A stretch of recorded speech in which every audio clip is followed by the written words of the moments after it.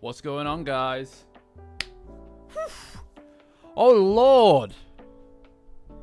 Oh, Lord. What the hell? Guys. It's a good episode, wasn't it? Oh, man. You know, like, it feels right. You know? It feels right. It feels good. Like, when I finished that episode, there was just this kind of like a overwhelming, just like, yes. Do you know what I mean? God damn. God damn it. Holy shit. It was good, wasn't it? Guys. Buddies. What's going on, everyone?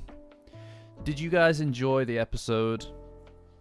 I feel like satisfied, you know? It was probably one of my favorite episodes yet of the whole series. It's up there. It's certainly up there. God damn. Like, I know that it's you've got like a recency bias kind of thing going on, maybe, with it, because it just dropped. But I don't know.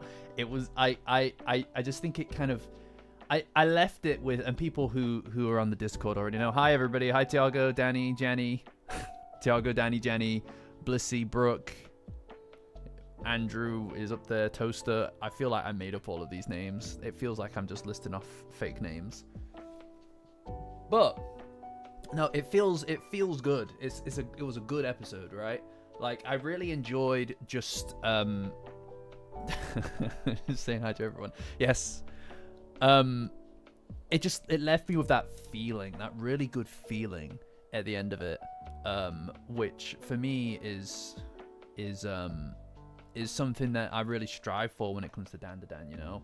Like there is a very particular sensation that this specific series gives me to juggle with. And you know, it usually just comes up when well, it came up primarily when I did my original read through of it. But I don't know, there was something about this episode that hit all the right boxes for me, so that I felt that feeling, you know. It was nice, and it was kind of like two different halves of an episode, right? Hi Brand, Bernardo, TS Prime, lol, Eric, hi everybody. Yeah, no, it captured that for me, and if it was a feeling, I'd bottle it, you know, and I'd sell it because it is up there. It is really up there. I don't know what to say beyond it was just superb for me. It felt like one of the best episodes of the series. And, you know, nothing against last week's episode, but it felt like it definitely put me back in that space, you know. Would I sell it? That's a good question, Brand. If I could bottle up that feeling and sell it, I'd sell it online, in an online retail space. Probably the best place to purchase all different kinds of things. Safetiesonrookie.com, guys. That's safetiesonrookie.com. I have a website, and we sell all kinds of merchandise, like this incredible piece of art that you can also wear on your clothes. It doesn't just come in black, it comes in purple, it comes in different colors. And yeah, you could get a mug. You can get this mug, Safeties on Rookie, branded. You know, this motherfucker, this thing can fit so much coffee in it. All right, and then also Volume 2, guys. Volume 2 is on its way. I'm not going to show you the reverse side of it, but very soon I should have Volume 2 out there for you guys to check out. I'm very excited about what it looks like. You know, you could fit tea in it as well. Yes, why not? You know. Oh, that's excellent. Yeah, Linda, of course, guys. Honestly, we spoke at length. About the newest chapter, the newest episode in the Discord, right? Patreon link in the description. Join as a free member, guys, and it'll get you access to my Discord. It's the best place on the internet for Dandadan. I know I say that every time, and it's kind of a joke, it's kind of a meme, it's kind of a riff, right? But I mean it when I say that. I genuinely love it over there. Everybody is so... If I didn't run the joint, I would still go there because it's great. being able to properly just talk about Dandadan with people who are going to accept your opinion, have their own opinions, and they're not always aligned, but that's fine. That's great. It's excellent. Being able to express how I feel about the episode, and you know what it is as well, guys, right? I think with this is a minor tangent. We'll get straight onto the episode in a second, guys. Anybody who's not familiar with the format, I'm going to watch the episode beat for beat, more or less, on my other monitor, and then I'll use that as a jump-off point for us all to kind of discuss the you know, bit by bit, the run by run of the episode. But you know, I feel, guys, when it comes to the Discord, and this is something that I've recently that recently has become even clearer to me as we've gone on, right? It's that in life, I think that there's a... Oh, thanks for the donation, Eric. I didn't see that. Thank you. Thank you so much. That's very generous, my man. Thank you. There is a lack of community in life, guys. You know, like, there's a lack of people in life now, especially with us all being as connected yet disconnected as we are, where it's easy to forget what it's like, you know? It's easy to forget what it's like for there to be a group of people who are going to remember your name. They are going to remember what you like and what you don't like. It's cool, and they're interested in the things we're all interested in. If you're watching and you're not in the Discord, whatever it is that, if you're interested in Dandadan, you're gonna find something in there to be people to engage with. And recently I've seen more and more people have connected through it or formed friendships, and more than that through it. And that I can't that means literally everything to me. It means literally everything to me. It's an incredible thing, you know? And you know, again, it's this element of there's a lot of bad shit out there, guys, and to be able to contribute good, to create a space to contribute good, is literally all that anybody can want, in my opinion. It's the only thing to want, and to be able to say that I've contributed to that is probably the proudest thing I can say about my my entire existence on this earth. And I know that sounds really over the top, but that's how I feel, you know? So join the Discord, or join and then leave if you don't like it. Anyway, guys, the episode, yeah, we're talking about the episode. You know, it's one of those things where I actually feel like it pretty much hit every single beat for me.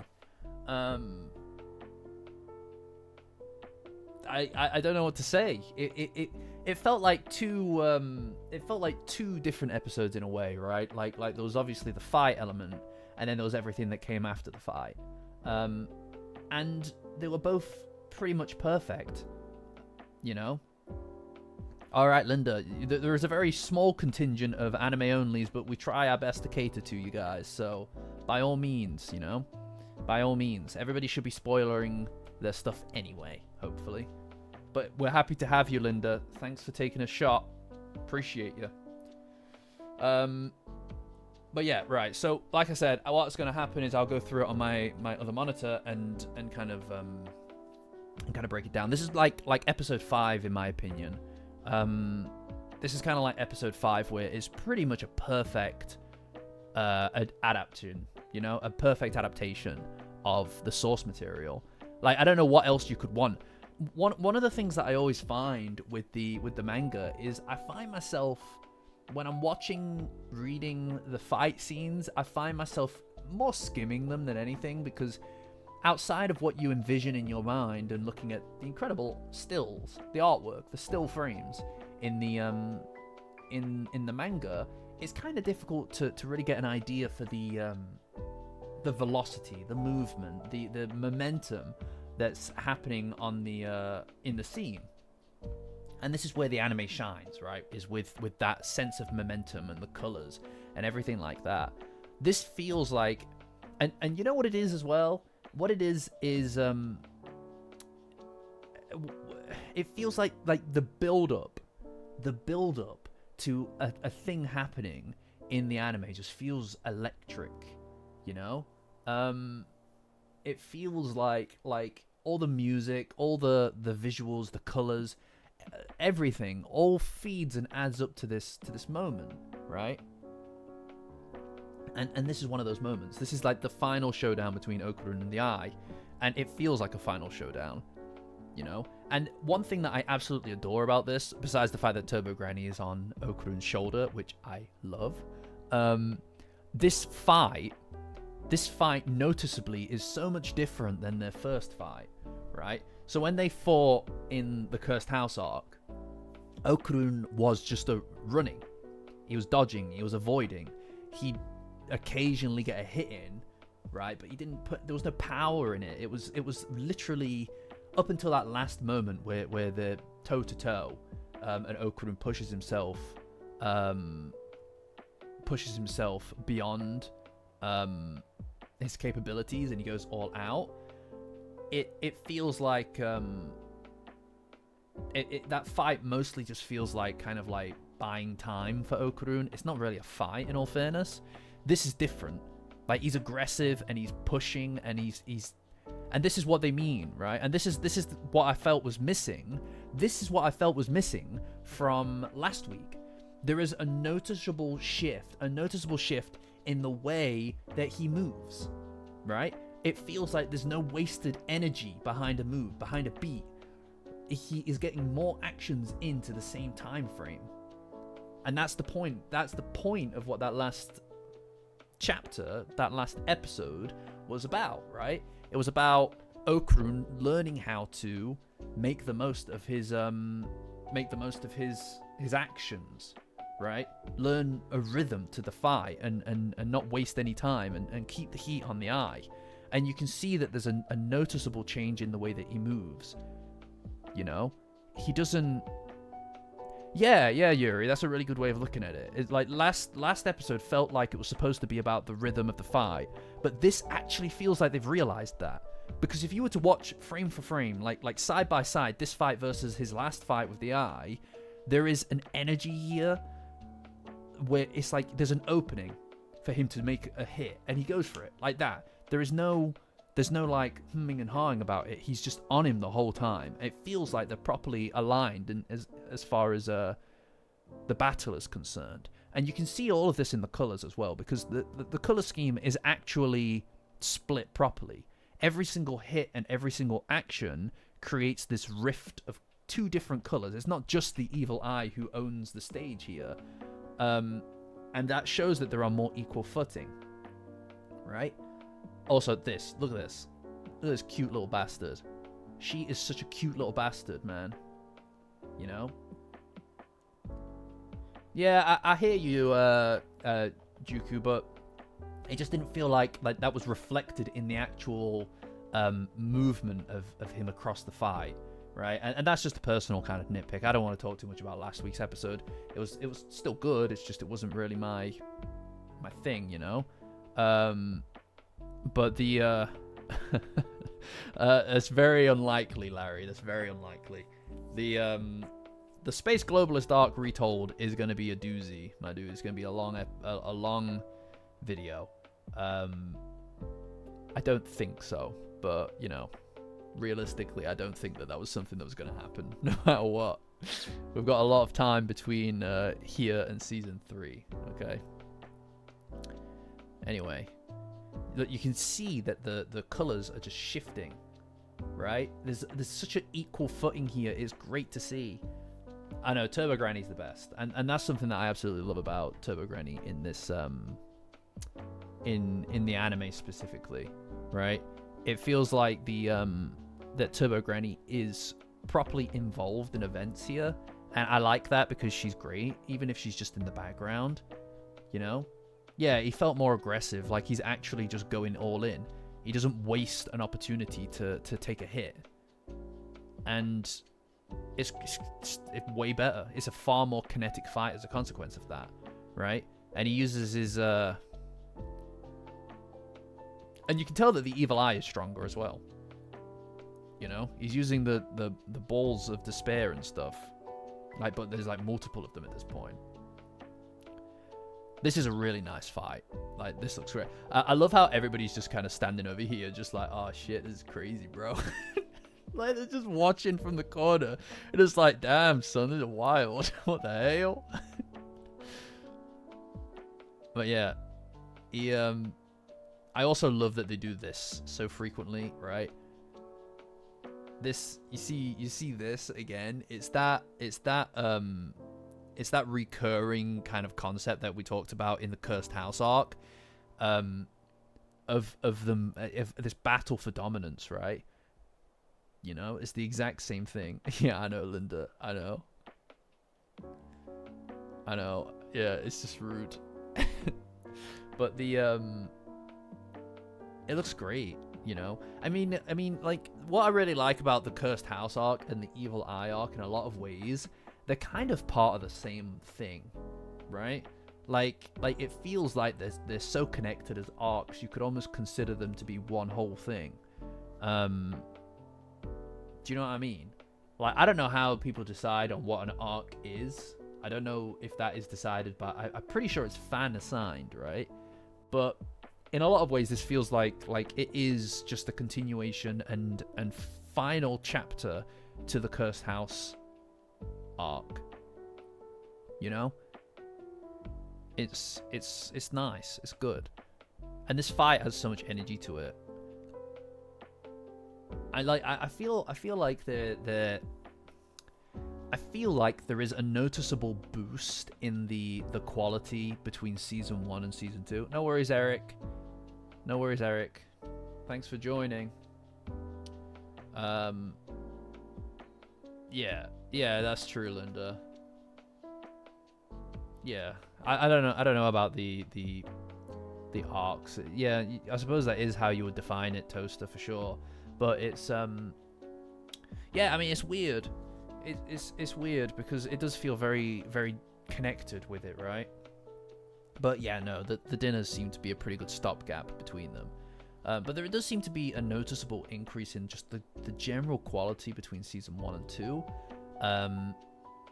And what's cool is that there really wasn't that much time between the seasons to work on it extra, right? Like, I imagine that they did do extra work on it because of the success of season 1. So it makes you wonder what they could do with a full season 3, season 4 budget, you know? Or maybe I don't know. I have no idea how financing these things works, so I couldn't really tell you with any degree of you know, any degree of accuracy what it would be. But yeah, the redesign in the trailers, that's quite right, Yuri. Yeah, I feel like there has been a bit of like just a quality boost with some of this stuff, you know. But obviously they only had they would have been working into this during season 1, right? Because they only really had half a year between the 2 seasons, and that's not enough to really do anything significant, right? But I feel like they must have gone through it and added and altered certain elements about it, right? Because it just looks fantastic. Yeah, this does feel... You're right, Terakai. This feels like they're in their groove, right? And this is perfect. This is goddamn perfect. See this shit right here? Hold on. I'll show you it. This shit here. This is the stuff, man. This is the stuff. God damn. This is literal like a moving manga page, right? This is like beat for beat how it should look. This is fucking awesome. It's fucking awesome. Hi, Zenny. It's so good. It's so good. Hi, everybody. Hi. By the way, guys, anybody who's not there, Discord is you join my Discord, Patreon link in the description. Join as a free member on my Patreon, guys, and you can get access to the Discord. It's the best place on the internet for Dandadan and other things as well. Hi, Alex. You know, okay, well, that's down to you, brother. I personally think it looks great.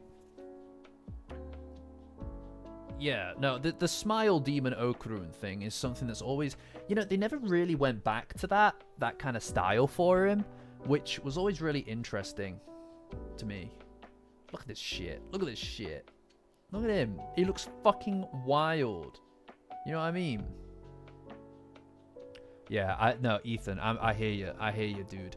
Now, I feel like the voice actor for Momo is like, this is part of the reason that I don't really watch the dub or anything like that. Because this is who they are now in my brain. It feels like they hi Kills, hi everybody. It feels like they are completely on top of who the characters are, right? Even like the small elements when they're not explicitly talking, it just feels like just all the audio cues and stuff that they have, like when Momo is like kind of pushing Okrun a little bit. It feels like that's just like the character. That is the character. It's not someone doing the performance of it, right?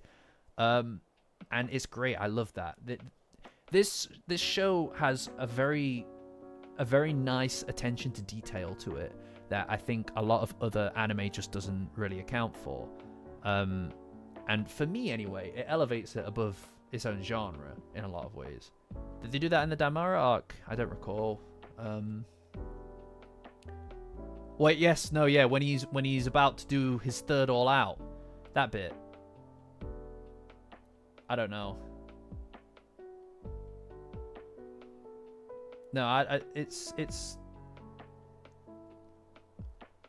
Well, I mean, like, I think that the. Is it? I don't remember. I'll need to go back through it. I mean, honestly, I feel like because of how engaged, I suppose we are with this portion of the manga, the anime portion. I feel like my attention to it has been so front-loaded recently, right? That stuff in between, the Space Globalist arc, part of the reason that I haven't really worked properly on the Space Globalist arc Retold is because I need to reread that shit. I need to reread that shit so bad because a lot of it is kind of in the back of my mind now, because each week with the manga, it's what's happening right now that's important, and with the anime, what the Cursed House arc is what's important. So it's been a minute. Okay. Yeah, it's always a really cool aesthetic, I feel, right? It's always a very cool aesthetic to see. I'm a big fan of it. You know? It just looks great. God damn.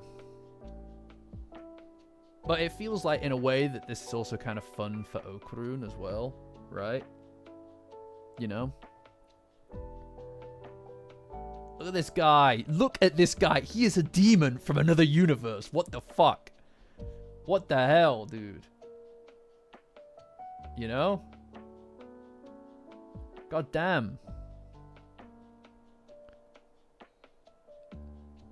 And I swear that a lot of this is also... I love that they incorporate the glasses into it. The glasses are indestructible. Yeah, yeah. Like, I think... Yeah, here it is!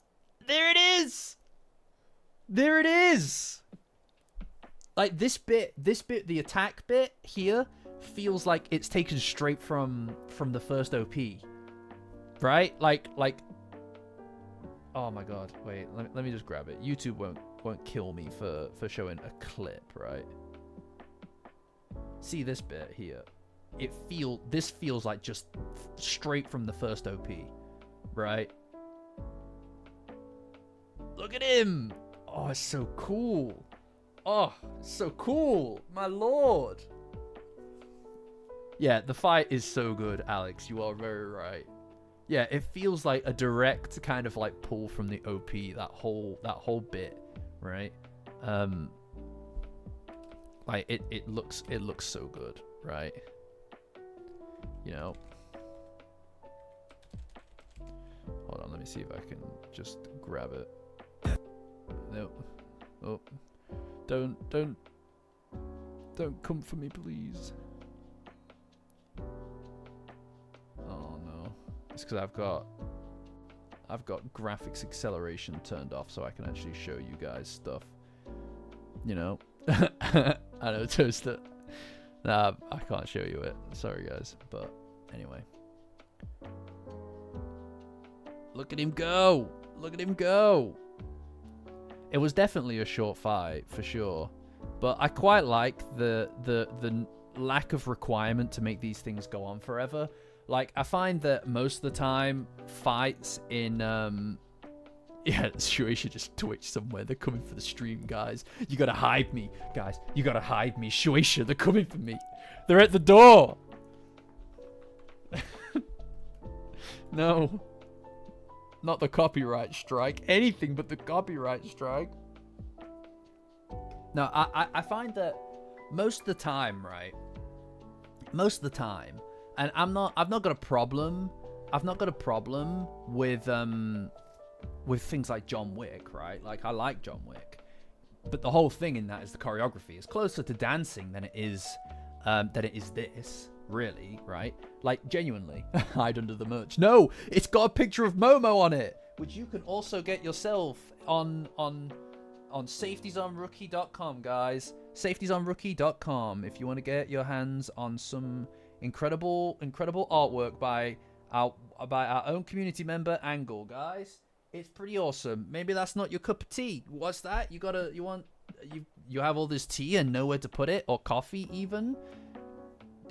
You can get a mug, a Safety Zone Rookie mug, a drinking utensil, so you too can drink drink your drink. Right, I'm merch maxing. I'm still new to it. I'm still new to the whole sellout thing. Aw, Linda, that's very sweet of you. There's a link in the description. safetiesonrookie.com, guys. Oh, you don't know where to go? It's okay. What's that? Oh my God, safetiesonrookie.com. There you go. There you go. Gotta drink your drink. I'm a fucking moron. I don't know why any of you are here.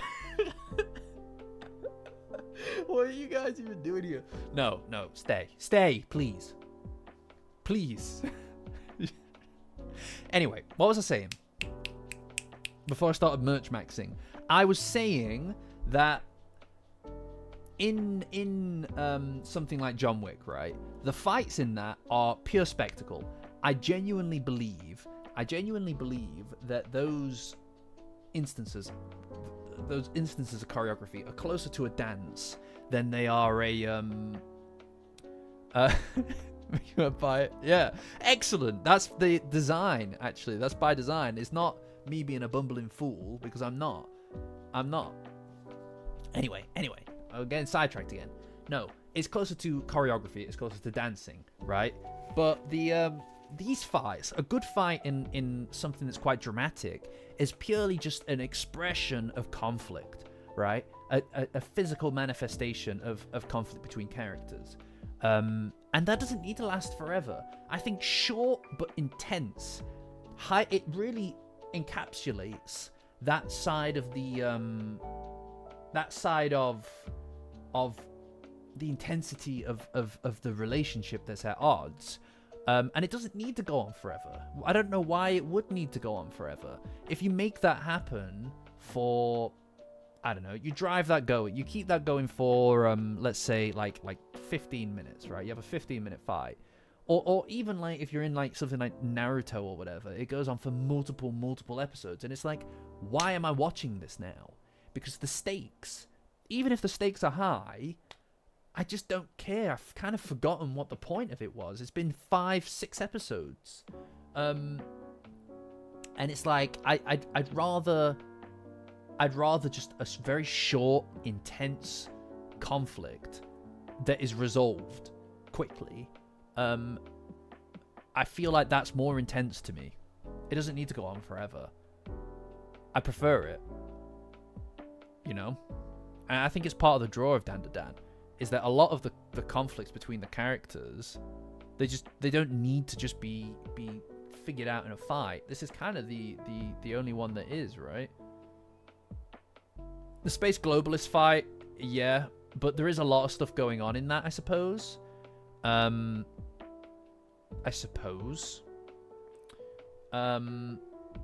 don't know. I suppose we'll see, won't we? Like, my favorite bits of the space globalist arc, are the stuff that's not fights. It's thinking about like Vamola's whole backstory thing and all the stuff with Reiko Kashima. That stuff is more interesting to me than the fights are. Most of which kind of become a bit of a blur in my head, generally speaking. You know? I think it's part of the reason that the current arc in the manga is a bit so-so for me so far, is because it's been so fight-oriented. You know, I enjoy it when the characters are just kind of engaging. And I think that's what this episode really offers, is that balance. I fucking love that she sits in people's hoods, by the way. That is the bomb. That is the best. So cute, man. Oh my god, look. Look. Turbo Granny. Turbo Granny, guys. Thank you, Nachan. Appreciate you.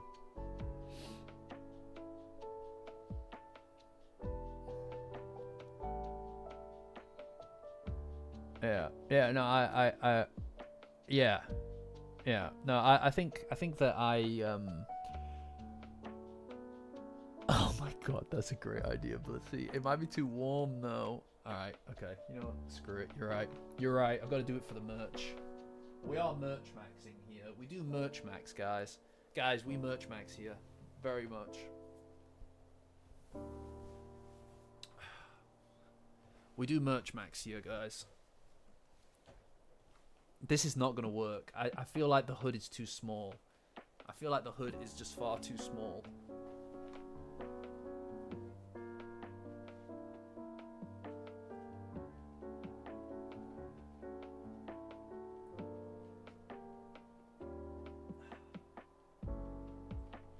This is absolutely going to fall out. There you go. There you go. This is so fucking stupid. There you go. There you go, guys. Now I just need to not move. I need to not move at all, because she's already falling out. There you go, guys. What do you think? Halloween is sorted, guys. Halloween is sorted. God, this is the most awkward, like... There you go. Right, okay, what are we doing? What are we talking about? Yeah, I know. Right. What other hoodies can do this? I'll tell you what. None. Only a Safety's on Rookie branded hoodie cat transportation device can do this. All right? Not just anything. Not just anything. That's right. Yeah, we need to sort out the emotes over here. No, I hear you, Linda. I do. I think that those kind of fight animes definitely have their place. It's not my cup of tea either, but that's just because I'm not a massive kind of like, that's not my kind of jam, right? I don't really go in for the fights. They're more incidental for me. Right, she's not falling down. That's a good question, Tiago. That's a good question. She's looking into your aura. But yeah, I don't know. Look, he's just like me. He's just like me for real. Guys, I don't have glasses. I don't have glasses here. I have these glasses. Look, we're the same. What do you think? What do you think, guys? Yeah, we're basically the same guy. We're basically the same guy. What is my life, by the way? What is my life? What am I doing with it? You know? This is me This is me. This is me, nearly 30 years old, guys. Nearly 30 years old. And I'm doing this. I'm a joke. My ancestors, they're looking down on me. And they are ashamed. I'm not getting into the Hall of the Ancestors when I pass. Yeah, I know. Cosplay stream came true, eh? Anyway. What were we doing? Right, yes. So, the evil eye, by the way. There's just a huge... Does he have a... Can you... yeah, he's a plane. He's a plane. He has a dad and he's a plane. Come on, Turbo Granny. Fucking... Play ball, dude. Alright. Play ball, dude. Look at this. Look at this height difference, by the way. Look at this height difference, by the way. That's wild. Guy's huge. Guy's huge. He's jacked as well.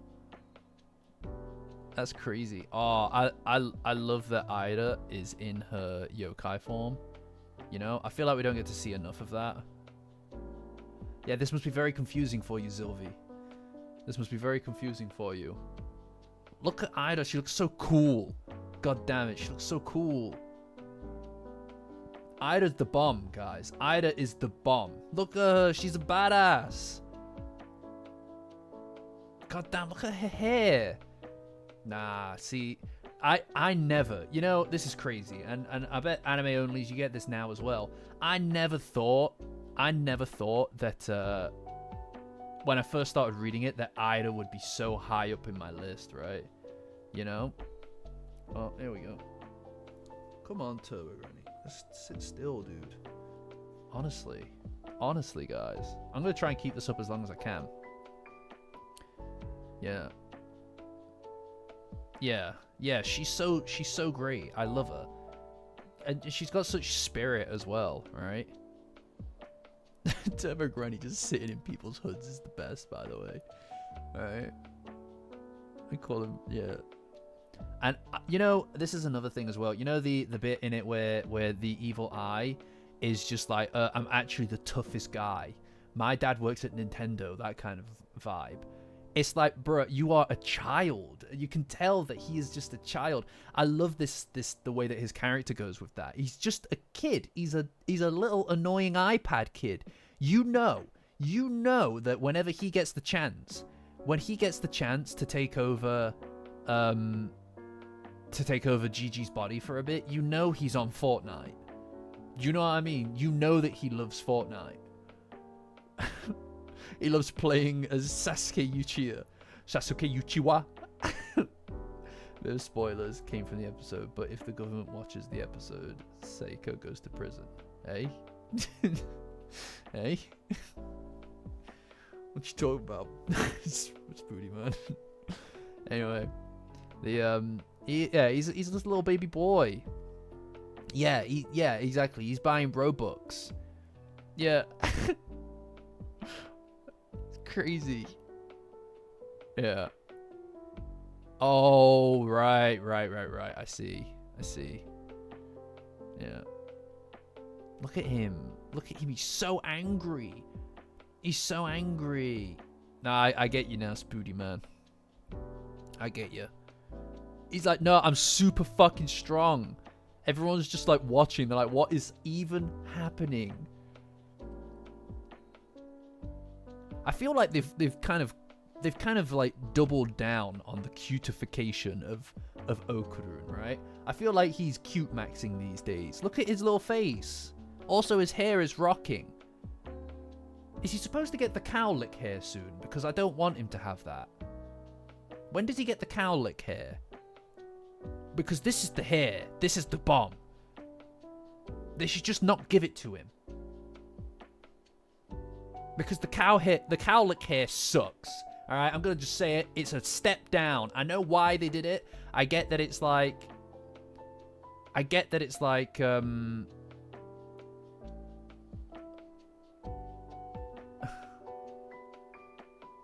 was supposed to have it now. Have they just not given him the cowlick hair?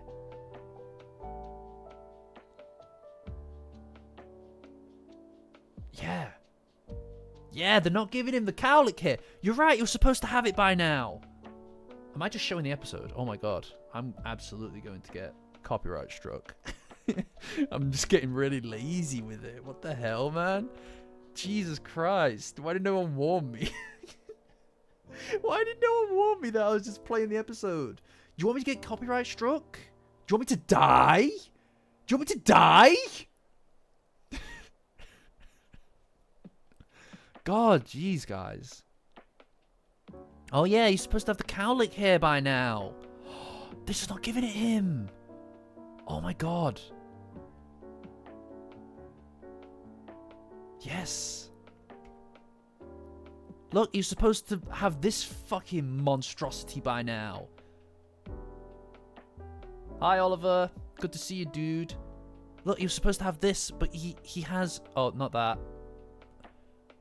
Go back. Hold on. Yeah, they kept his cool hair.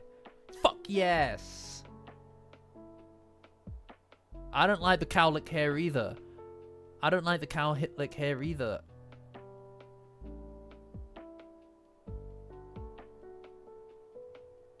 So they kept his good hair. It's not. Come on. It's fine. It's better than his bowl cut. Alright? I don't respect his bowl cut. But they kept his cool hair. It's not a cute hairstyle, really, though, is it? The cowlick is a step down in every respect. I'm sorry, but it is. The cute maxing him. You cannot tell me that this, right? That this thing here. See this? All right, let's get a really good look in. You can't tell me that this is better than this. Ain't no way. Ain't no way. I'm sorry. It is not happening. You know? No way. No way, guys. You know what, Oliver? I might agree with you, dude. I might agree with you. I think this might be his, this might be one of the best episodes. This might be the best episode. I don't think it is. I'd need to go back through. This is like maybe S rank, maybe S plus. I love this episode so much. It's really, it has everything in it, man. It has everything in it that I want from this. Yeah, Danny, you're on it. That's it. That's what I'm saying. I know. Look at little Turbo Granny over here. Look at this. And look at that. This is his cut. This is his fucking cut. Episode 7 is glorious. Yeah, of course. You know.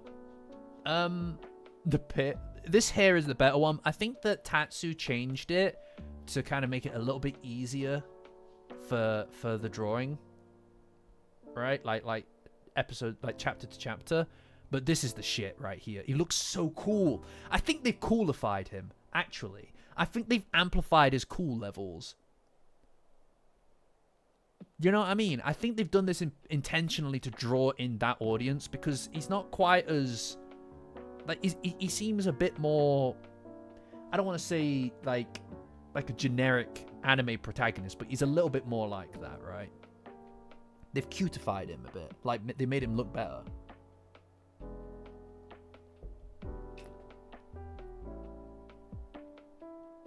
Yeah, he looks great. Like this looks great. I am obviously being a bit of a dick on purpose. It's funny. I find it quite entertaining.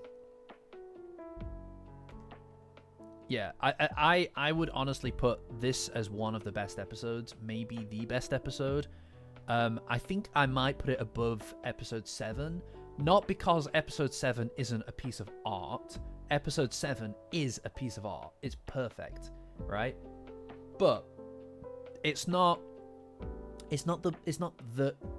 got all the characters being the characters, right? It's not the perfect Dandadan episode, but it is a perfect piece of art, right? But in this no, don't say that, Danny. Don't say that because we've glazed it too much now. But the it feels like this episode has everything about Dandadan that I really want. And it brings in, it it pushes me to have that feeling that I fucking love about Dandadan, right? That there is a feeling that is hard to put your finger on, and the first time reading through the manga, I felt it, and it's like this kind of mix of just like a bliss, right? And I really love that about it. It doesn't need to be like, I don't know, it's just it, right? And this episode makes me feel that way, right? Like watching this episode today made me feel like that, and that is something that I really enjoy.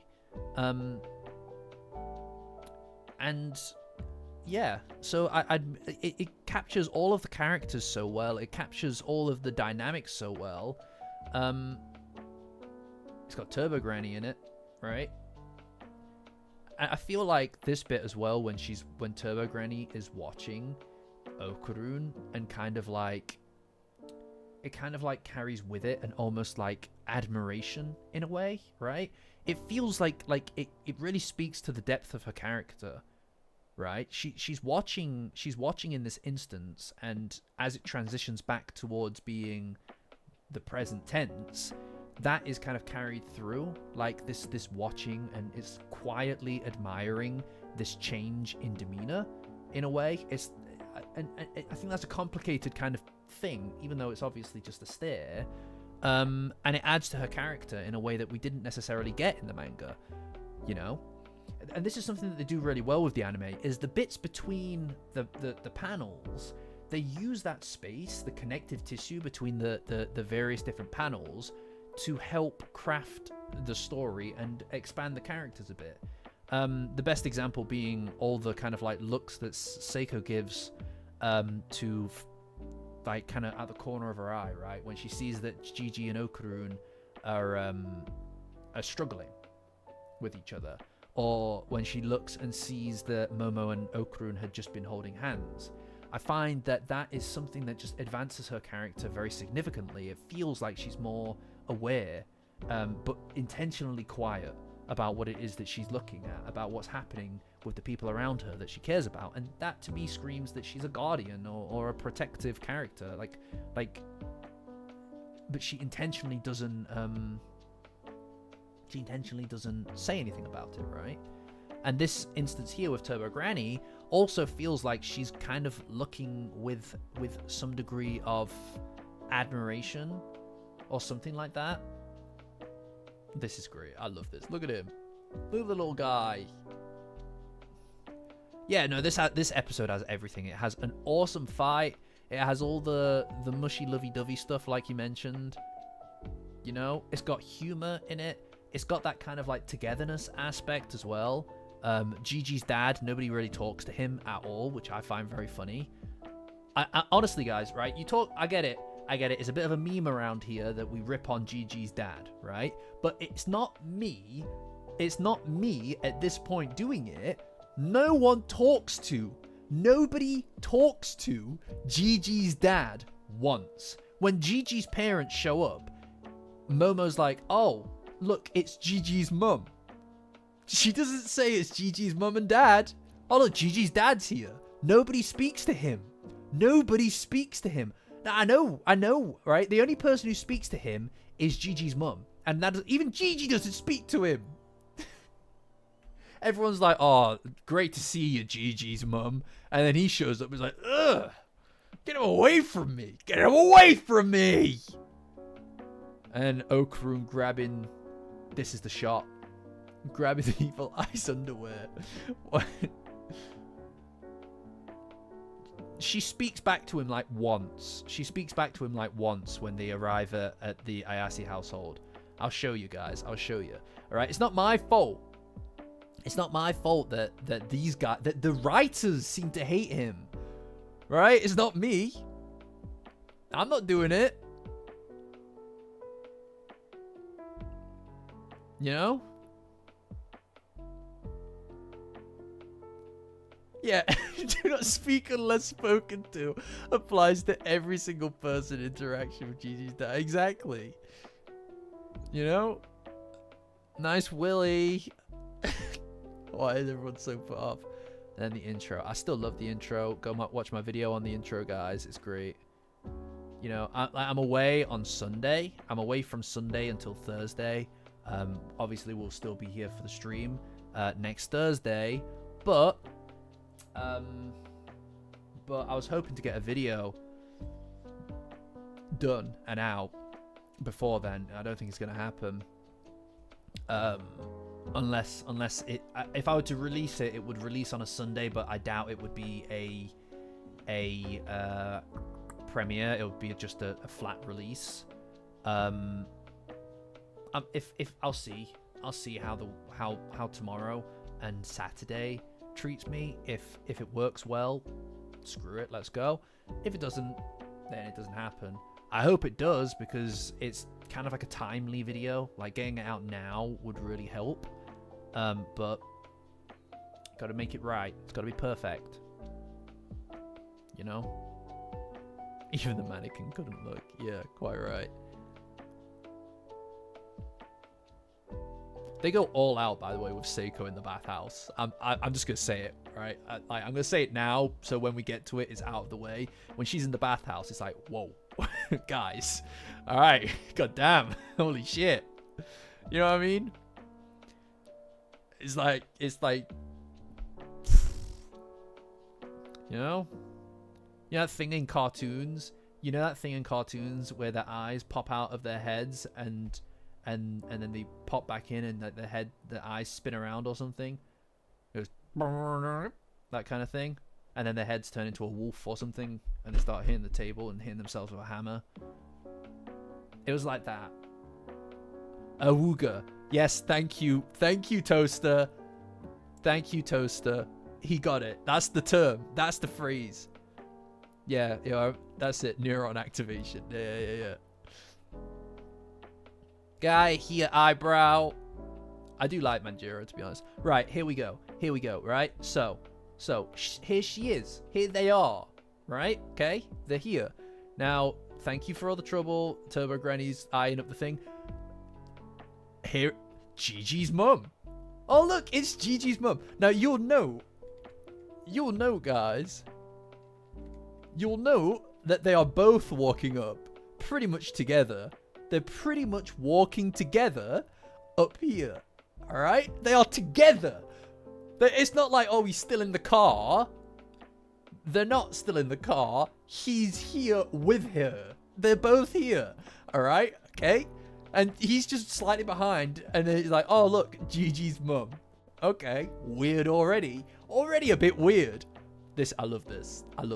Look at it. She's like, oh, I fucking love food. Give me the food. Oh, and it's just like, oh, thanks. Even here at the bow, right? Even where they bow here, clearly this interaction is the most important one. And he kind of bows as if it's like, I guess I'll do it as well. No one's really talking to me, but I'll go along with it. That kind of vibe. Look at him. Look. He's like, yeah, I guess I'll do it. And nobody's really there for him. You know what I mean? And we get another. Oh, I love this. Look at this. This must have taken look how good this is. This is it. This is what I mean, though, when I say that the characters, this is just them now, right? This is just them. And all the voice lines as well from the characters, it just feels like they are the characters. And I absolutely adore that about it. You know, it feels really right. Look.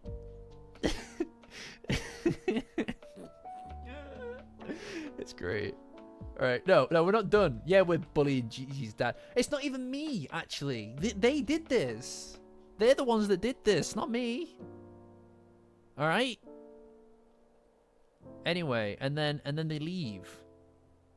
And then they leave, and that's it. And no one cares. Everyone's like, bye, Gigi. You know that he knows he's the least important member of the family. You know? You know, it's like if someone came up to if someone had Gigi or something, and he was like in a situation where it's like, oh, you know, I'm going to force, like if he was in a Saw kind of situation, it's like if you press If you press the button on your left, your mother will die. If you press the button on your right, your father will... Before he finishes the sentence, button on the right. He's like, it's just like, oh, jeez. Like, button on the right. He'd probably press it twice. He'd probably press it twice.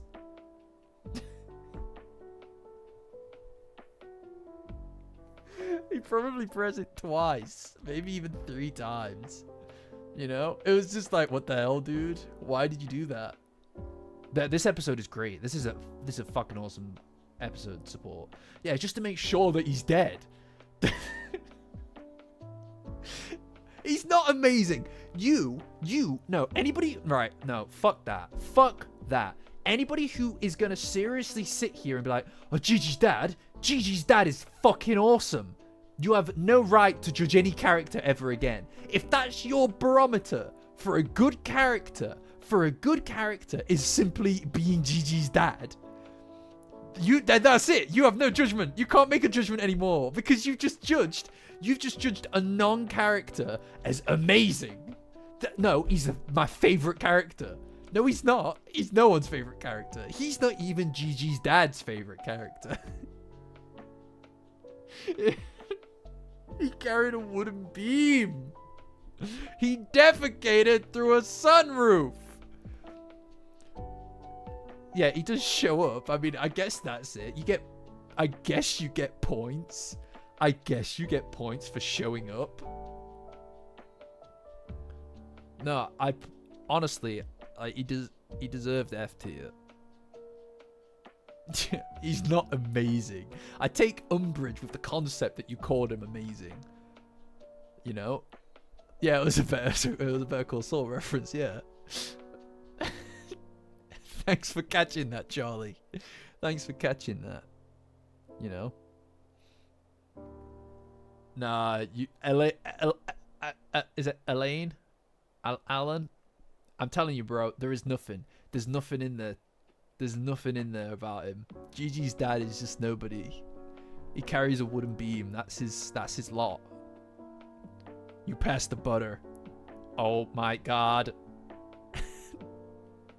What is my purpose? You carry the beam. Oh my god. Yeah, you never see him again. He's gone. At least Gigi's mum made the Daizuken.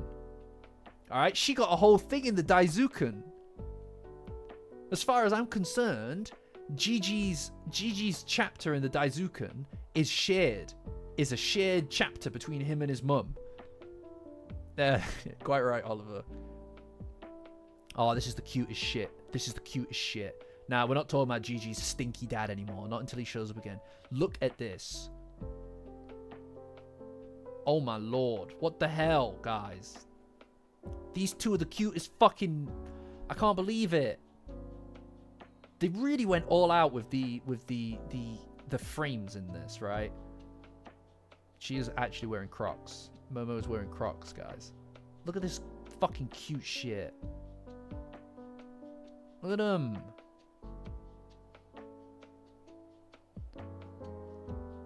Unbelievable, guys. Oh. No, Turbo Granny. No.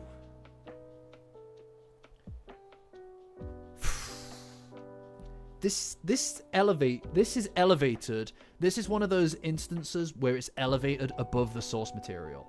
They do a better job here of communicating this moment than in the source material. You know? Like, this is one of those really important little... You didn't even see it. Why have I been doing this then? Why have I been doing this? She's in my hood. Look at these cute little shits. I don't even care if I get a copyright strike.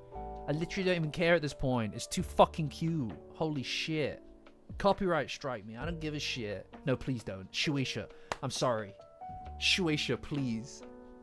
Please don't do it.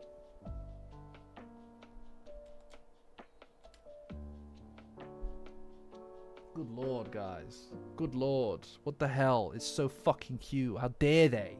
How dare they make this?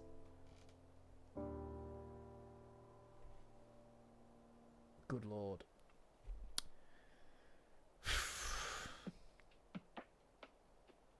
It's crazy. We're living crazy times, guys.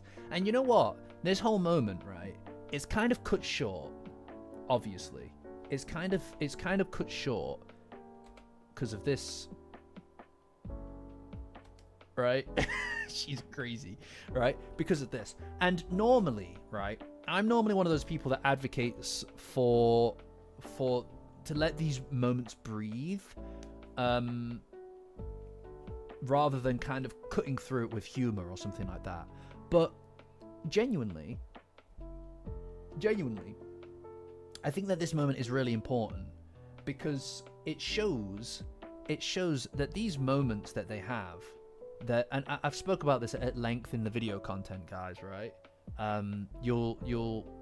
The perfect moment video talks about this, and also the Momokurun video, I believe. But I talk about this at length in some of the video content. So the moments between Momo and Okurun typically are found when it's just the two of them. A tiny little bubble world away from everything and everyone, that kind of whole deal. And it's very important for that to be the case because these are the moments where they get to exist in isolation from everybody else, right? It's just them. There's no judgment. There's no interruptions by Gigi, or in this case, Aida, right? There's none of that. It doesn't happen. And those are the moments where they can connect. And this is a perfect example of why they need to find those moments and steal them away from when they're surrounded by everybody else, right? Because this could have been a moment. This could have been a thing. But it was snatched away by the fact that they are in this outside of that safe space, right? They can't practice these things around other people because there's too many different factors at play, you know? And this was an important moment, in my opinion. This is an important moment in order to show us that that bubble world needs to exist. You know? It needs to be there. Because without it, this is the kind of stuff that would happen, and they wouldn't have those opportunities to connect properly. You know, this kind of moment feels like it's not even a question. It's not even like a question, right? What's happening here? This is like they've come so far in such a small amount of time. This is like what they were doing in the nurse's office that time. Right, but it's like a step further, by like quite a leap from there, because so much has happened over the past two arcs. I fucking love this period of time, in my opinion, guys. And I love Dandadan. I love all of it. I think it's all fantastic.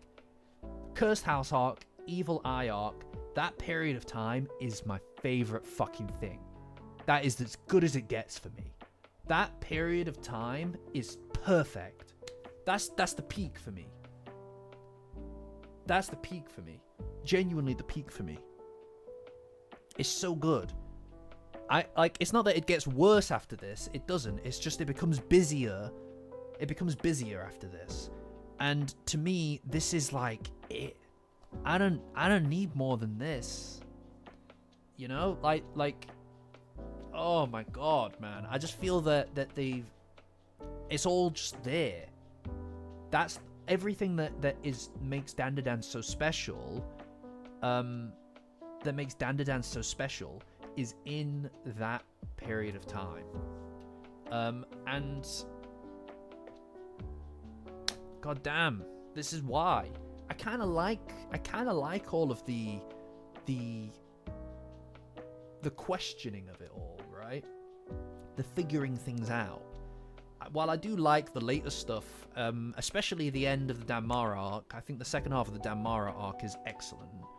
I think all the stuff with Reiko Kashima and Momo is really exciting and incredibly engaging.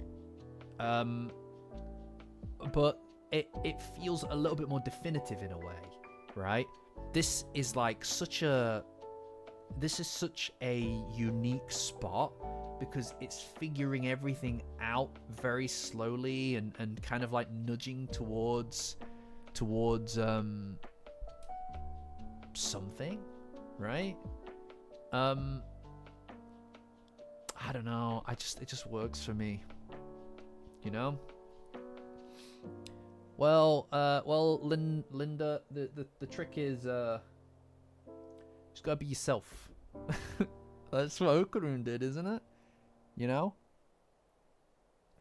Just, the right version of yourself, I think, right? You just gotta keep going. You know? You don't know. And then after this, Godzilla joins the group. I can't hit play. Look how fucking cute. Right, let's just right. Hold on. Just watch this one more time. Look at that shit. It's so cute, guys. Holy fuck. She's crazy. She's a crazy motherfucker, by the way. You know? Alright, support. Jesus. Fucking hell. You know what's crazy, support? Do you know what is absolutely wild? I get that you're Canadian, right? And I feel like I'm pretty on point with this, right? I think I'm on point with this. I think that support would be a great Brit. I think she'd be a really good British person. Come on then! Keep going, mate. Yeah, fucking hell. What you doing? I feel like you'd be spot on as a Brit. Like, down pub kind of Brit. You know what I mean? Nah, Blissy, she already is getting it. Yeah. Look, that's what she just said. Scroll back up. And she's like, come on then. England. That is... that is exactly the kind of Brit that she'd be. No, she would be. I'm telling you guys. Yeah, I'm British. I'm British as well, Oliver. Yeah, but I'm just saying that I feel like support would be bottle of water. Yeah. Go on, kiss a bottle of water. You know?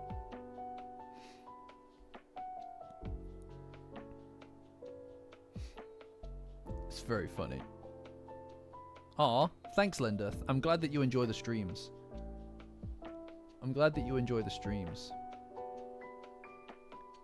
You know? It's great. You know what, Linda? Regarding the Irish question, that is down to you. I, as someone, as an English person, would never want to force an Irish person into the British identity. God forbid. That would be, you know. Wait, you are? Is that me? Is that me? Is that me? Or are you joking? Yes, I am cursed with Englishness. No, I'm just kidding. Yeah. But anyway, we're losing track. 2 pints of lager and a packet of crisps. Ain't no way. I've never seen a reference to 2 pints. Never seen a reference to 2 pints. Ain't no way. You've shown your demographic. I love that Ida and Momo's fighting. The kind of conflict between the two of them. Yeah, I know. It's like Mighty Boosh references, right? You just don't see them anymore. That's a recession indicator. See this here? It kind of feels like almost put on at a certain point now. You know, like they continue with it for a while, but I feel like that is super just their thing now, right? I feel like they both love the argumentative kind of back and forth that they have with each other. You know? Bailey's from a shoe. That's Greg is definitely problematic by 2025 standards. You ever drank Bailey's from a shoe? I know. Yeah. Look at these guys. Look at them. Look at Turbo Granny. Oh no. Oh no.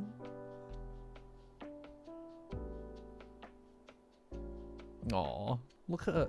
I love all the scenes with Turbo Granny in them. Look, she picked it back up. She's so cute. Thanks, Monado. Thanks, Monado. I appreciate that. only some of them. Only some of them are actually accurate. But my old Greg has been mastered across what must be 20 years. 20 years now. So it's a long-standing one. But thank you. Somebody, chat, clip that. Somebody complimented my voices. Someone clip that, please. I don't know, Terakai. Maybe. I think you might be right, actually. It might be. It might be the only time that we've seen them just hanging out as a group. I suppose the question also is whether or not you count Hannah in that, because she kind of just stops existing after a while, I feel. I don't know that I do. I love that they do this whole sequence with the train and stuff. Look at this guy. He's like, what the fuck is that thing? What the fuck is this? Look at them. They're like, what the fuck am I looking at? Right? They're like, what the hell is that thing? Look. Guys, I need this. I need this emoji for the Discord. Patreon link in the description, guys. Join as a free member. And that will get you access to the Discord. Best place on the internet for Dandadan. I need somebody to make this into an emote yesterday. All right? That's your homework, guys. Thank you, guys. Appreciate you. I love how this is the thing, but this is also very strange. Hannah, they've just got her on a train.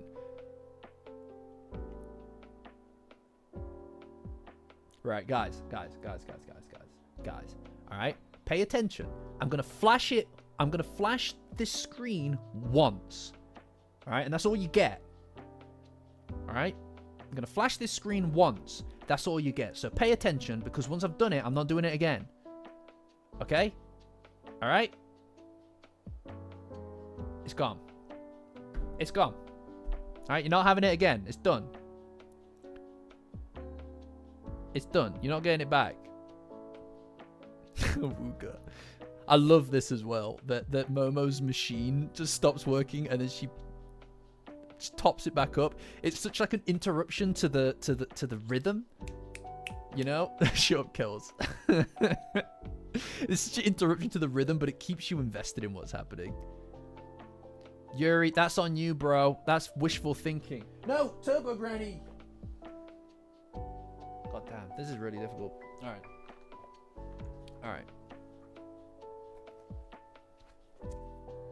right, next time she falls out, we're done here. All right, next time she falls out, we're done here. Can you just fucking sit still, dude? How much space do you think I have in here? There you go.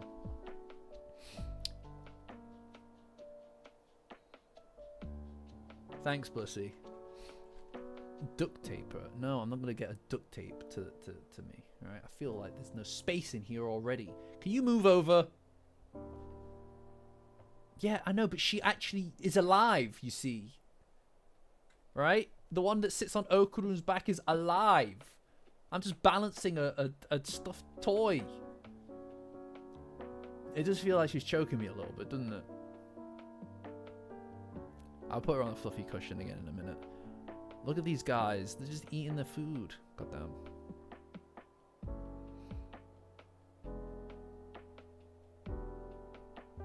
So you're the problem? No. No, she is.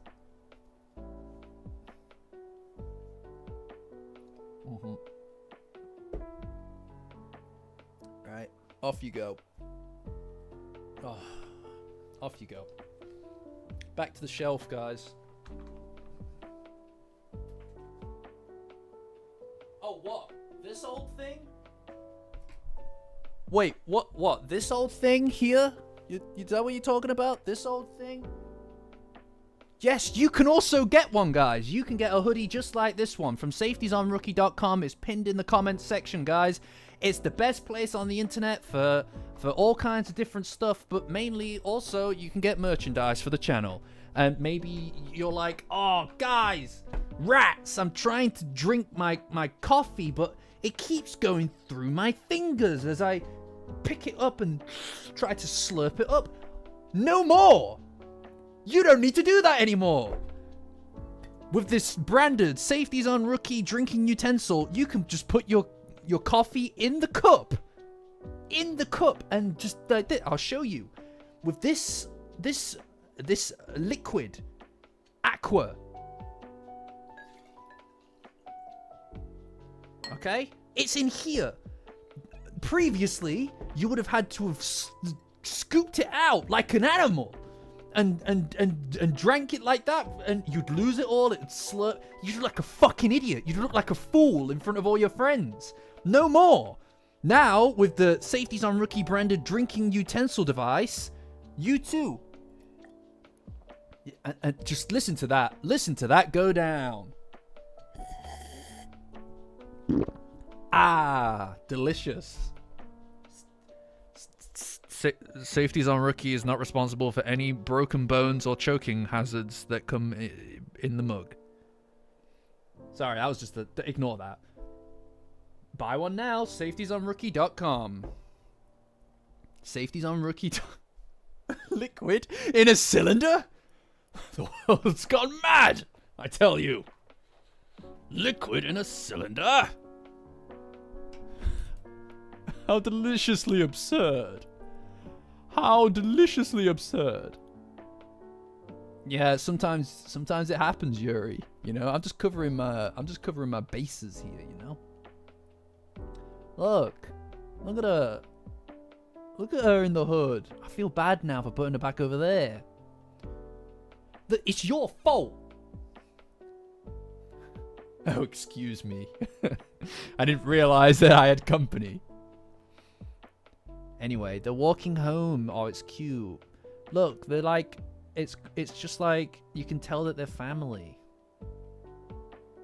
In fact, I need to write something down real quick. I need to write something down, guys. No, I'm not the problem. I'm fine. I need to write something down for a video I just thought about. Sorry, I just thought something video related in my mind.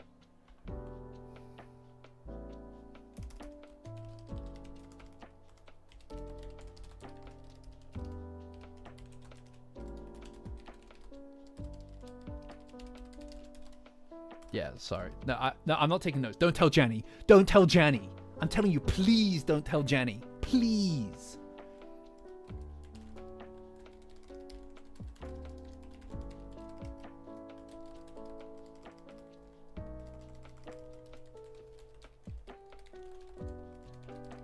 Okay, I'm done. I'm done. Sorry, it was inspiration. It was inspiration. All right, see you later, Oliver. Can we play the episode? Yeah, I'm playing the episode. Jeez. You're so impatient. Can we just play the bloody episode, please? That's what she sounds like. Fucking play the episode.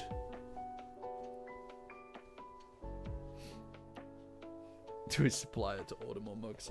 Sorry, I'm just taking off this Safety Zone Rookie branded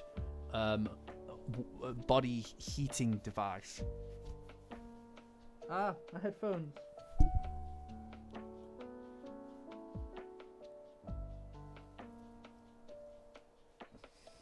You too can purchase one from safetyzonerookie.com. If you buy one, I can keep my kneecaps. It's because I have these headphones in, and I know that if I take it off, they're going to get smacked out. I know that they're going to get smacked out. And it happened anyway. I tried everything to try and take it off without it. No, I need those kneecaps. I really need them. You know what I mean? You know? Anyway. I love how you can tell that the family here is really... Look at them. Both got the same hairstyle going on. Psycho's got so much hair, by the way. She's smoking like a chimney, by the way. Okay, right. This is crazy. He is just Minecraft Steve now. Look at him. He's got... Look at him. It's Minecraft Steve. It's Minecraft Steve. They really doubled down on this shit. Look at him. No, I know that he always was, but like I always envisioned him being silver. I never envisioned him having literally Minecraft Steve attire on.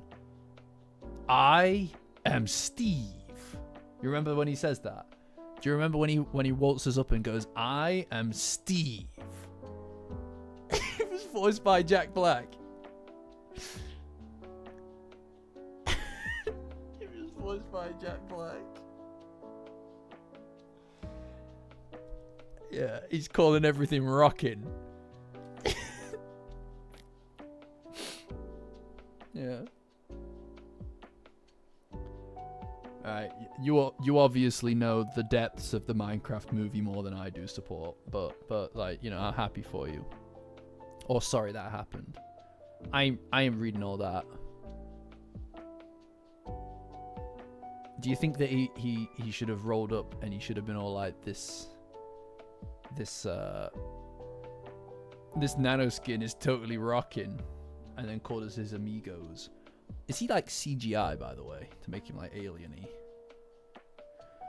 Oh my god, support. Stop going on about the Minecraft movie. Go watch it if you want, man. Every day with her. Every day with her. No, I know Toaster. I know.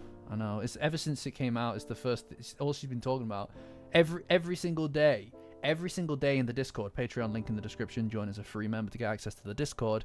Whenever she wakes up in the morning, she goes, chicken jockey! Every single morning, without fail. It's wild. It's a bit weird. You know? Yeah, he's like CGI anime. Yeah. He's some kind of... Yeah, it suits his alienness, for sure. And they just kick him. They both have the same kick as well. Well, maybe not here, but generally speaking, they both go for a kick.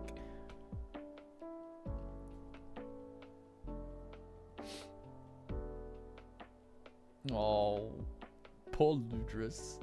He gets his ass kicked for no reason. Yeah, he's like CG, but he is kind of just like animated like thingy, isn't he? Yeah, they do this a lot with the aliens though, don't they? They give them like a kind of a 3D kind of side to them.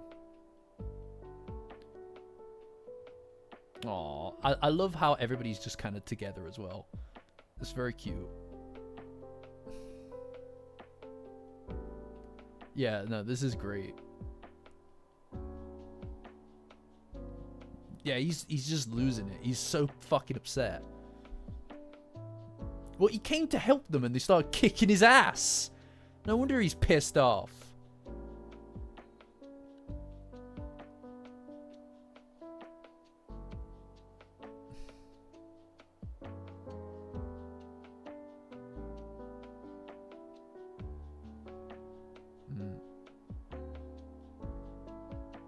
In episode 4.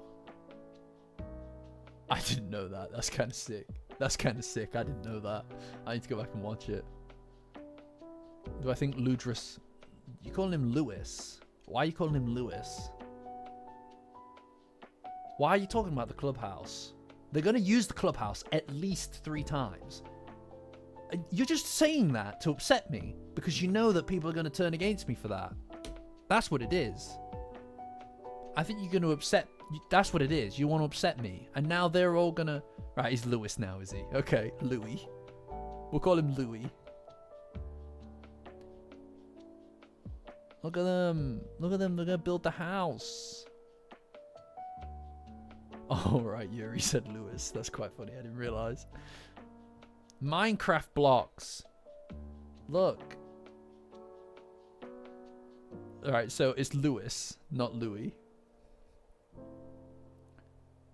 Alright. Alright. Look at him. Look at him build. I like how he keeps smashing shit as well. He keeps smashing shit. He's like, this is fucking garbage. Fuck you. And he's like, nah, I'll just fix that. He's like, nah, it's cool. Don't worry about it, bro. Aww. Look at them building Minecraft. Doing Minecraft. It gets its own bit of music as well, doesn't it? Like it gets its own track building the house. It's really cute. It's like I like that kind of like togetherness element to it, you know.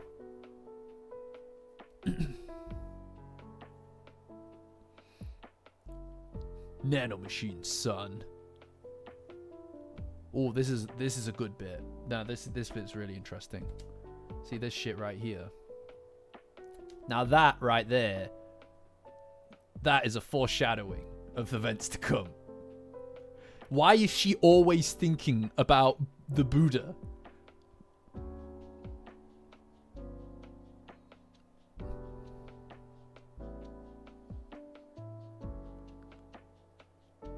Look at this lazy bones.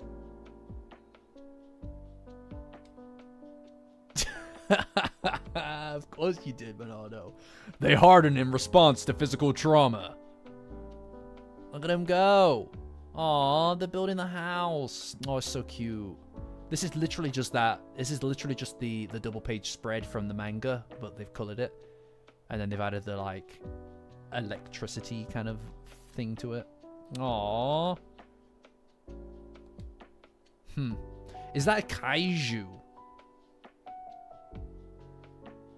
Is that a kaiju that they've just built? What the flip? Guys, what the flip? What is this? What is this? That's scary. No, that's the kaiju. Because of the kaiju arc toaster. That's scary. Oh, I'm shaking. It's like she knows what's coming. Look, he's gonna smash the window. Oh, he's a hoodlum. He's a hooligan. He just slowly walks and fixes it and walks back. Fuck's sake. Aw, they built a house together.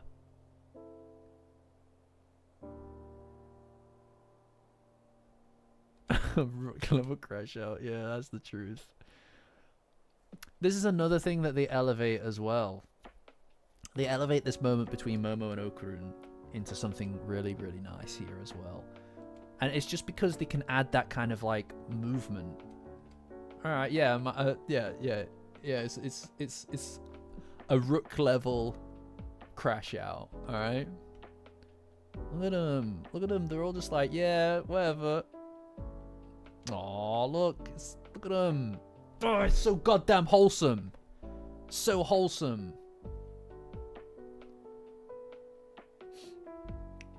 I don't mind you posting that, by the way, support. That's not even my real name. So we good. So we good. Alright, see you, Monado. That ain't even my real name. So we good. Oh. No, I appreciate it. I immediately grasped why it was that you did it. Look at these cute bastards. Look at them. They're so cute together. Oh, how dare they? How dare they? Jonathan. I hate that. I hate that you called me Jonathan. Please don't. Oh, see you later, guys.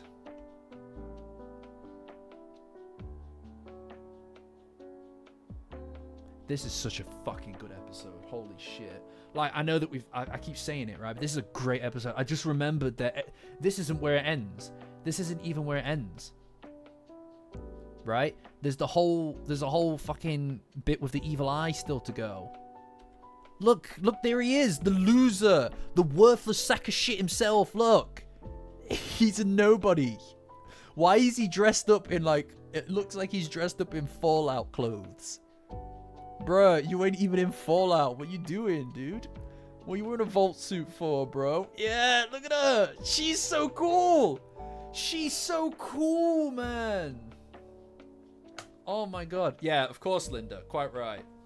She's so cool, and he's a bum. Nah, he's dressed up in a vault suit. I don't know why he's dressed in that vault suit. He's driving right now anyway, but she probably would have figured it out. Look at her. She's so cool. This is kind of messed up what they're doing to him here, though. It feels like this is abuse. This feels like weird abuse. Look at her. She's so cool. Yeah, he was... Right, I get... Oh, who was driving? Who was driving at that moment? Whatever. Who's fucking doing this shit? Look at her fucking go! He can't do it. He can't do this. Holy shit. She's so cool. He can't do that. He can barely keep it on the road. He's like, oh, watch the road. She's like, how about I absolutely shred the road? Damn. Holy shit, son. She's so cool. Alright, this is it. This is the first time someone talks to him. This is the first time someone speaks to him. I think that's correct. He speaks to her here. He's all like, dear, try to keep it down, while she's absolutely drifting, right? She's doing a Tokyo drift on this shit, right? And then the first time someone talks to him, that's it. That's it. That's the only time. Like, this is the only time anyone even speaks to his ass. Yeah, no, for real, Toaster. She is honestly, if I went back, and now I don't go back to things, right? We've got to keep moving forward, right? But if I were to go back to that character tier list, she'd get bumped up a rank for that shit right there. Holy fuck. Did you see that Tokyo drift? She could be talking to Gigi, that is true, but he's not there yet. Credit where it's due, she talks to him when she's enlisting him to do stuff. Look at him, he's like miserable as fuck. Why is he wearing a Volt suit? Bro, why are you wearing a Volt suit? Is he cosplaying or something? Bit cringe that he's doing that. No, he doesn't want to be there. You can tell he's upset. Look, he's wearing a Volt suit.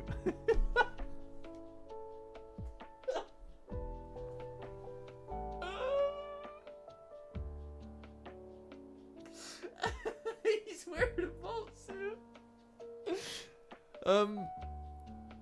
The episode is like legit excellent, my dude. It's like I would say that as far as, like, if you're talking about the best episode versus the worst, this is like up there with the best. Easy. A solid 10. He's trying to put the pillar back. Toaster. Oh my god, he's right. The saga continues. He is the enemy. He's the enemy. He's trying to put the wall back up between them. I'm telling you. CSG is the true identity of the perpetrator, of the orchestrator. The true identity of the orchestrator. You're looking at him right here. There he is. There he is. The true identity of the orchestrator. There you go. He's trying to put the pillar back up. This is perfect, guys. This is fucking perfect. I can't believe that this... Logically, it makes sense. It's the only reason that he'd be carrying a single pillar to the house. Because what are you going to do? Build them a hut? They didn't even come equipped. You know that he was left with the shopping list. Why are you wearing a Volt suit, bro? Why are you wearing a Volt suit? Oh my god. Dude. I bet he like wears like those tuxedo t-shirts to formal events. Do you know what I mean? God, he sucks. He's just trying to set up his son with Momo. Yeah. Bro, it ain't happening, dude. Aw. Look at them sleep. Look at them sleep. Isn't it cute that they sleep in the same room together? Turbo Granny sleeps at the foot of her bed. Turbo Granny sleeps at the foot of her bed. My cat doesn't even sleep at the foot of my bed. She refuses to do it. Yeah, we out here hating on Gigi's dad, alright? I know that's controversial, okay? But I don't care. I don't give a shit, alright? I'm doing it anyway because it's right. No, it's not my fault. Sky doesn't do that kind of thing. Alright? Sky doesn't do that kind of thing. She's not that kind of cat.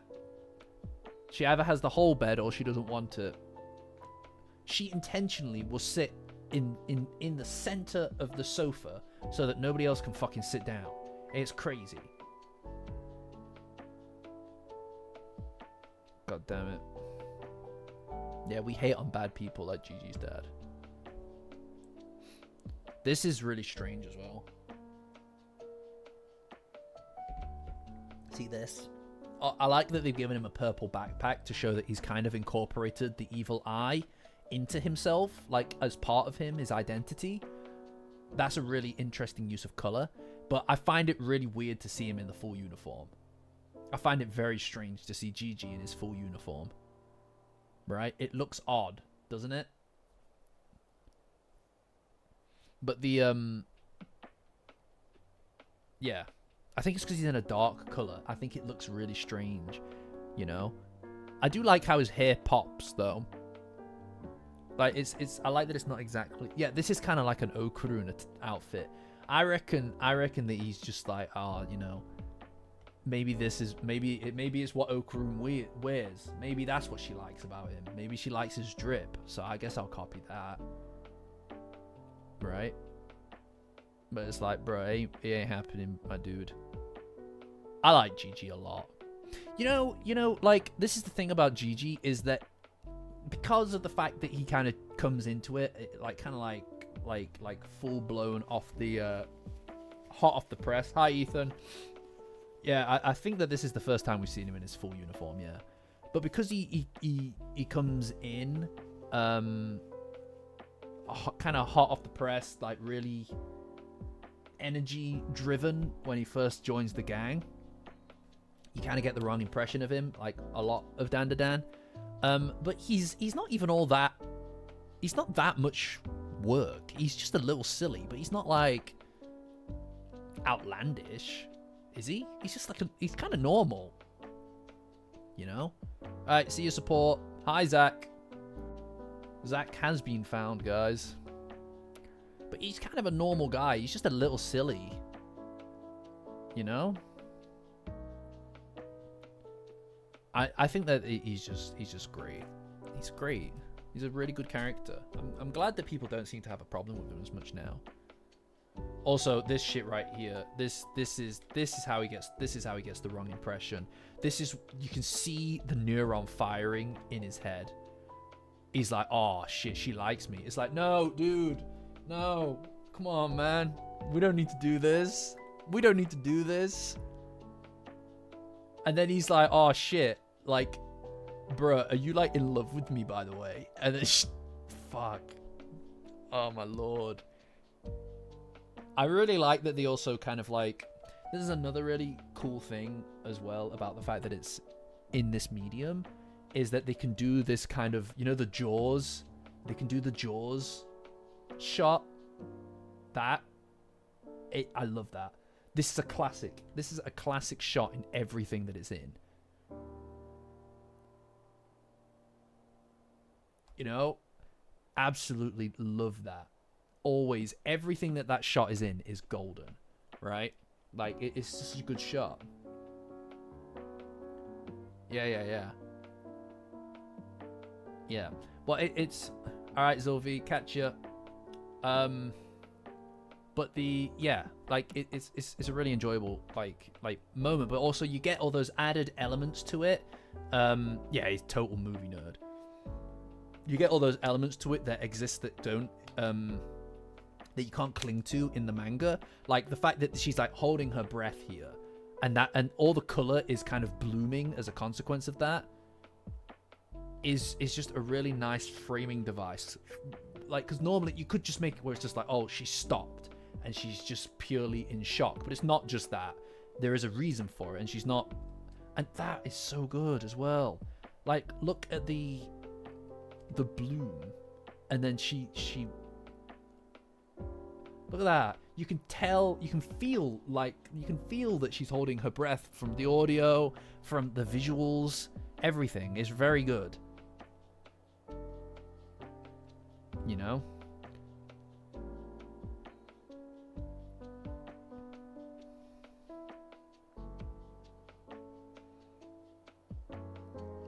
I just really enjoy that kind of stuff, yeah. I love how he's just got like a crew of people that like him, by the way. Gigi was like at school for like, what, a day? A day? And he's got a literal gaggle.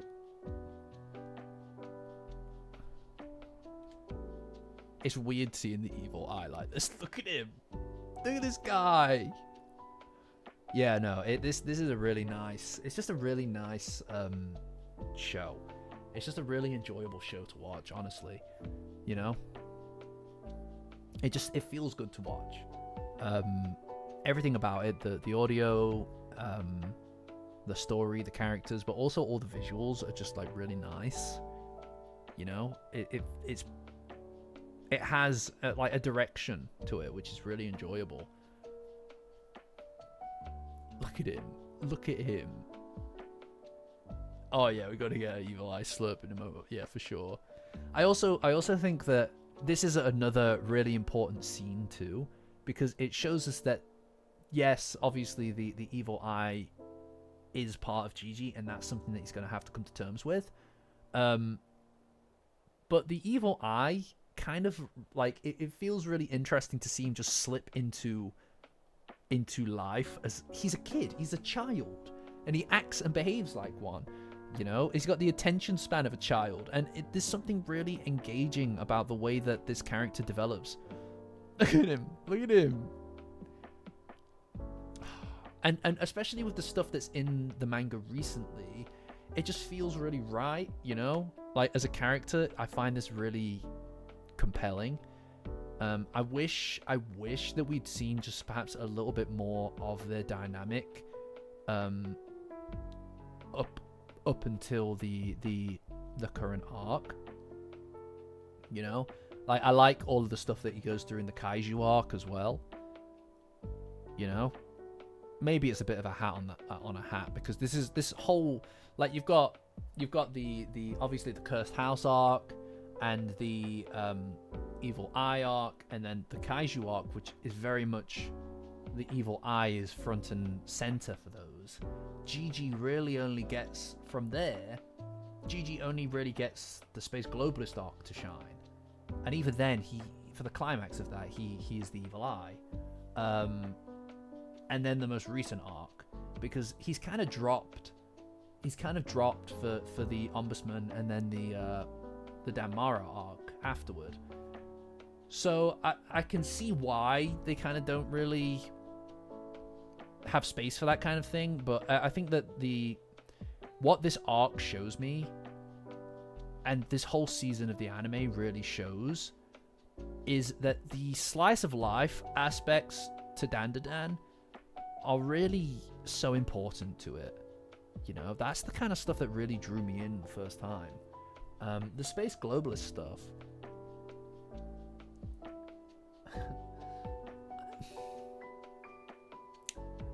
The Space Globalist stuff is very, very good. But I think that perhaps for me... Yeah, I think for me, some of the Space Globalist stuff maybe isn't of my favorite kind of degree. I think that it's very good and it's very engaging and stuff like that, but I find the Cursed House arc and the Evil Eye arc more compelling than I do the Space Globalist arc. The second half of Danmara as well is incredibly compelling to me. More so than the whole end of the world kind of plot line, because it's very personal almost, right? I'm not ragging on the Space Globalist arc. It's obviously like one of the best ones, and everybody's very much in favor of the Space Globalist arc, right? But I don't know necessarily where I would place it in like a list at this point. Do you know what I mean? Like, yeah, it kind of, at times it feels like it gets away from these things. Yeah. Like, there's a lot in the Space Globalist arc that I adore, right? There is. But it just doesn't resonate with me as well as some of this stuff. You know, the things that just happen between the big things that happen. Those are the moments that I really care about. And, you know, obviously the Space Globalist arc is I'd say people's general favorite.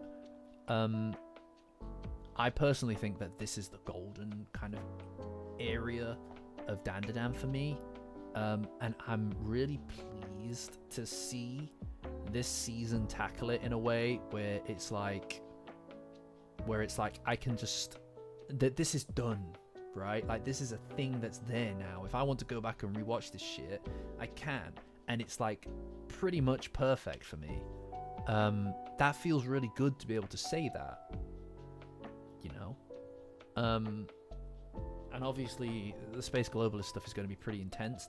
All the stuff of Vermola and stuff in Space Globalist, I love that. But this is my kind of thing, right? You know, honestly, Manny, I have no idea. I think it's Danmara, yeah. You know.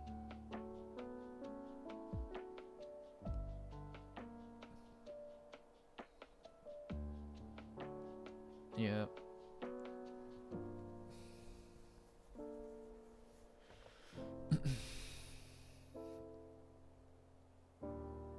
Yeah, I mean, like, I suppose we'll have to see how it all pans out. But like, I know that the Danmara arc lingers a bit in the middle zone, perhaps a bit too much. And I know that it separates Momo and Okarun a lot, which is usually when people, I mean, they do that a lot, I think. Like, I would probably say if you're going to look at the manga just generally, I'd say that, like, you're talking like maybe half of the manga at this point occurs when Momo and Okarun aren't together, right? And I get that frustrates people, especially right now. I just I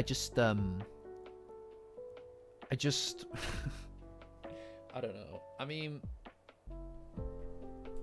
I think that for me, the stuff and the themes and everything in Danmara, and perhaps I need to reread it all a little bit, right? But the stuff that happens in Danmara is more compelling to me than the stuff that happens in Space Globalist.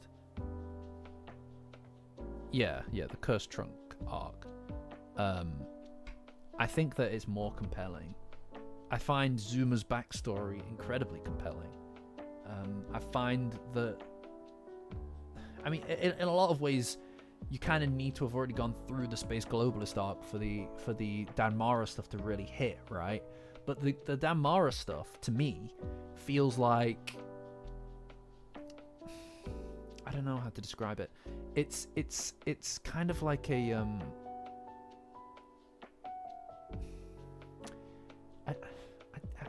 I'm trying to think of the right way to express, because the Candyland bullshit, right, where they're doing like the whole obstacle course and stuff, I don't care about that. I do like all the stuff between Momo and Zuma. I think that's really cool. And I like that he's kind of like the kind of guy that Momo would have been interested in once upon a time. And keeping, while Okarun and Momo are apart for it, right, it's not the same, I don't think, as when they're apart in the Space Globalist arc. Because in the Space Globalist arc, obviously Okarun makes the decision and finally gets the fire under his feet to go and help, right? But there isn't the same kind of longing between the two of them, because everybody's so busy and there's so much happening. You don't get that vibe. Whereas Okarun's whole thing is choosing. I find his decision to choose to not follow her into the trunk and to instead to use his head to leave her, to go away, to find a way to get her out, much more emotionally engaging than just him going to her after he gets back into his body, right? The out-of-body experience to me is less interesting than him choosing not to follow her, because a blind, foolish person would have gone in.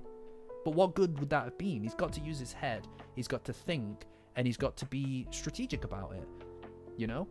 Like, it's not in his nature to not follow her, but he knows that he has to. And there's a lot of guilt in that. He knows time's running out. I think those things are really interesting, really compelling, and there's less characters, so they all get. Yeah, these are things. I think that this kind of frame of mind is something that he learned because of the time that he spent with Momo, because of his maturity and his relationship with her. But it feels like to a degree in his heart, it feels like a betrayal, right? It feels like not the right thing to do, and he's angry about the fact that he has to do it. He's got passion when he does it, right? It's to me, that is so much harder than him having to just go. He's been beat. He's got the shit kicked out of him, and he has to go and just save her or save his friends. And because there's so many characters, so many different things in the mix at that point, it's hard to really get emotionally invested in that struggle itself, because there's so many things happening in every single chapter. Whereas in Danmara, when Momo and Zuma are at the inn together, and she's looking out up into the stars, it's like, it's slow, it's quiet for her. There's time to think about where they are and what their position they're in. And to me, I find that to be a more emotionally investable like moment. And it feels like that is why they both come to this decision, or at least Okurun comes to this decision, that he needs to just lay his cards on the table, kind of thing. And it feels more in line with this whole thing, right? Because the Cursed House arc, Momo runs to Okurun when obviously she doesn't know what's happened to him because of the eye, right? And then realizes that he might be dead, but still is willing to push through, right? There is an incredibly a compelling thing in there as well, right? It's a very intimate situation between two people, but it also has that element of lingering, right? So it feels kind of like the flip side of that in a lot of ways. Yeah, they do both eat stuff, but I suspect that because Zuma's obviously being controlled by the card, the fairy tale card, it's like different, right? Like, he's able to get out. Yeah, I know, there's spoilers, like, you know, it is what it is, right? But yeah, no. Hi, Cammy. Yeah, it's definitely stuff that you've missed, but that's okay. You're here now, that's the main thing. I don't know. I just, I wish I had more time, guys. I wish I just had more time all the time, because I want to do all the videos on this stuff. I've got so much to say on all of it. It's just fucking getting the time to do it, man. You know, I wish I had it. I wish I had like 3 months of nothing to do. I'd just do it all in one go, but I can't. Oh well. Yeah, Danmara. Anyway, back to the episode. We're almost done. Oh yeah, he's just slamming the table. You know, I was going to say that we need this, but I actually don't think that this is as good of a... I don't think this is as good as the existing Momo Shush emote that we have in the Discord. Patreon link in the description. Join as a free member to get access to the Discord, guys. Best place on the internet for Dandadan and all other things. But I don't think this is better than the other one, which is a shame.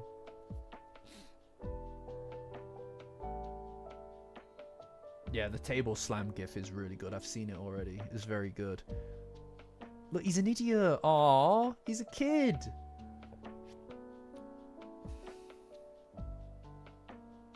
I love that he growls. Imagine what this must look like for everybody else in the class. Gigi just fucking growled at them. Is this the exact same shot? Is this the exact same shot from episode 1? Is it episode 1? I feel like it is, right? I feel like this is almost reused, isn't it? It does look like it, doesn't it? I think it is identical, actually. That probably saved them a day of work. No, the growl was not in the manga. I think this is exactly the same one. just after her ex and her broke up.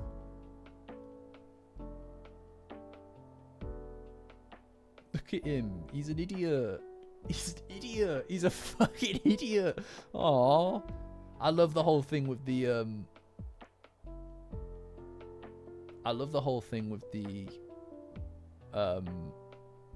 noodles.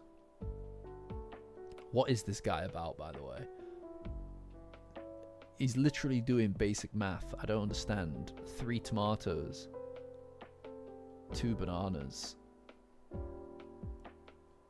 Oh my god, yeah, you Photoshop into it. Yeah. That's really funny. Cold noodles available. Yeah, I still don't know what 3 + 2 is. Look at him. This is how I eat food as well. Now, we spoke about... Oh, what the fuck? Dude.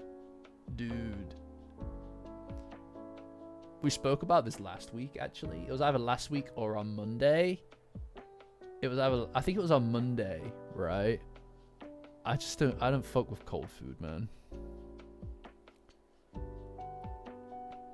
Yeah, I did see in the Discord, Patreon link in the description, join as a free member to access the Discord, guys. Best place on the internet for Dandadan.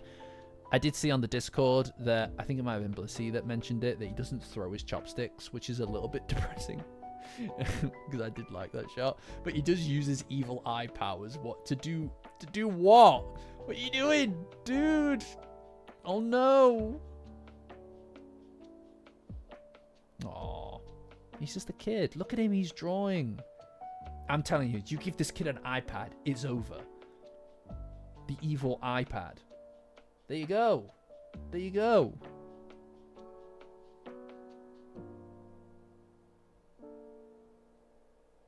Alright.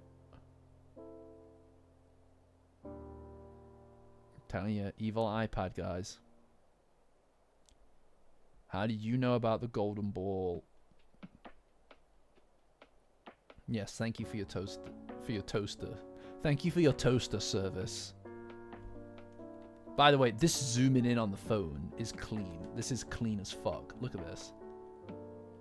What the fuck? Why is that so clean? The golden ball. Oh my god. It's back on. Golden balls are back on the menu, boys.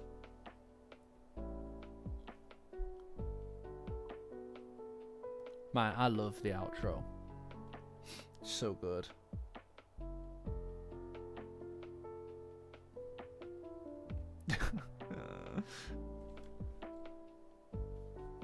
No, they are.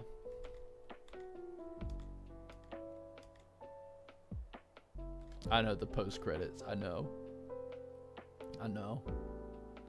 Look at him.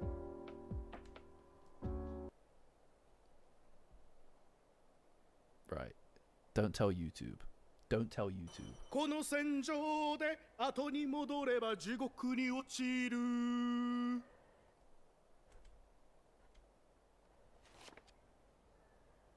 見えるぞ 私にも敵が Don't 見え tell る YouTube. Don't tell YouTube. 君に話しか Okay, that's enough. They'll get angry at me. They're probably already sending Shueisha to my house.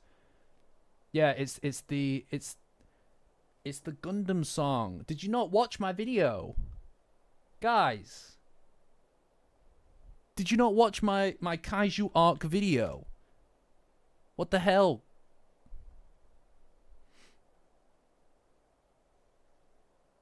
Hold on. I'll show you. Nah, I'll show you. I'll show you. Hold on. Boring. Look. Listen. Ring. Seen it. That's the song. That's the song. That's why I put it in there, my dude. Yeah. That's the song. It's the Gundam intro, isn't it? Yeah. Yeah. It's Easter egg. It's an Easter egg. Yeah, I mean, he sings it. It's in the manga. It's in the manga. But yeah, no, I predicted it. Yeah, much like the pillar. Much like the pillar and the fact that they'll use the clubhouse 3 times. Okay? There it is. Clear as day. Yeah. I'll show you. Less impressed. You're such jerks, man. What's your problem with me? Why do you guys... What's your problem? Look. Look, it's here. He sings it right here. Look. You never want to go to hell. Bro, you guys need to up your Dandadan game, guys. Because I can't keep carrying you. Alright? I've been... Honestly, I've been... Why do you think he said it? No, we've been... Alright, okay, come here. Guys, we need to talk. I've kind of been carrying you guys for a while now. And I'm fine with that. Alright? As the... I'm fine with that. Genuinely, I am. But at a certain point, it's exhausting. You know? I think that you guys need to up your game a bit. Just a bit. You know?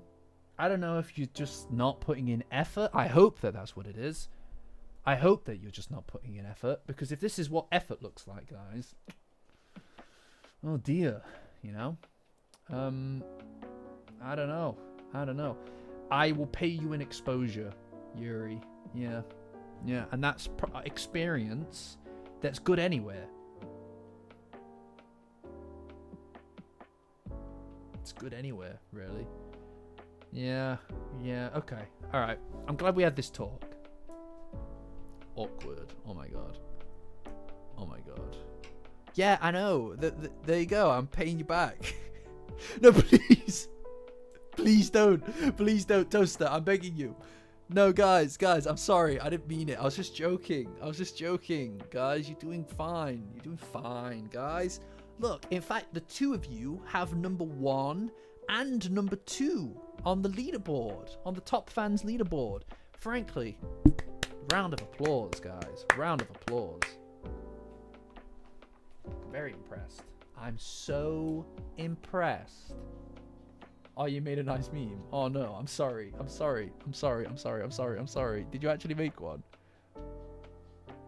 Oh my god. Oh no. Now I feel bad. I was joking, guys. I was just doing it for a bit. It was just a bit. Look at this. Look at this thing. Oh my lord. This is so good. No, this is really good, Pussy. Oh my god. It's so good. Nah, I take it back. I take it back, alright? I was wrong. I was wrong to treat you that way. I'm sorry. Alright? It's so good. Alright? I take it back. I'm sorry, okay? Jeez. No wanga. Yeah, it's really good, isn't it? Alright, guys. Guys. Willy.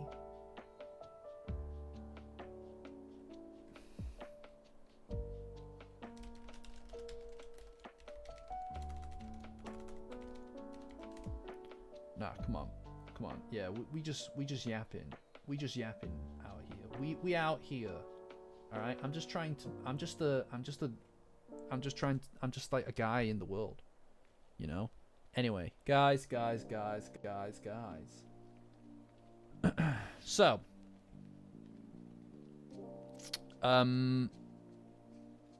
okay, end of the episode. Right, guys, well, I just want to, you know, we've already spoke about it. I already spoke about it at the beginning of the stream. But obviously there's a, you know, I'm very grateful for everything that everybody does on the Discord and on the channel, and the fact that anybody is here paying anything to support the channel is wild to me. The fact that we've gotten to a point where I can launch merchandise like this drinking utensil and that hoodie, t-shirt, all kinds of different things. That's only volume 1. Volume 2 is coming very soon. safetiesonrookie.com, pinned comment. Pinned comment. That's right, safetiesonrookie.com. We have a website. The fact that I can do these things at all is beyond what I ever could have imagined. Not just from the channel, but in life. I didn't think that there would be a point in my life where I'm able to literally make and for people to be interested in fucking merchandise. Just think about that. Like, it's such a bizarre thing.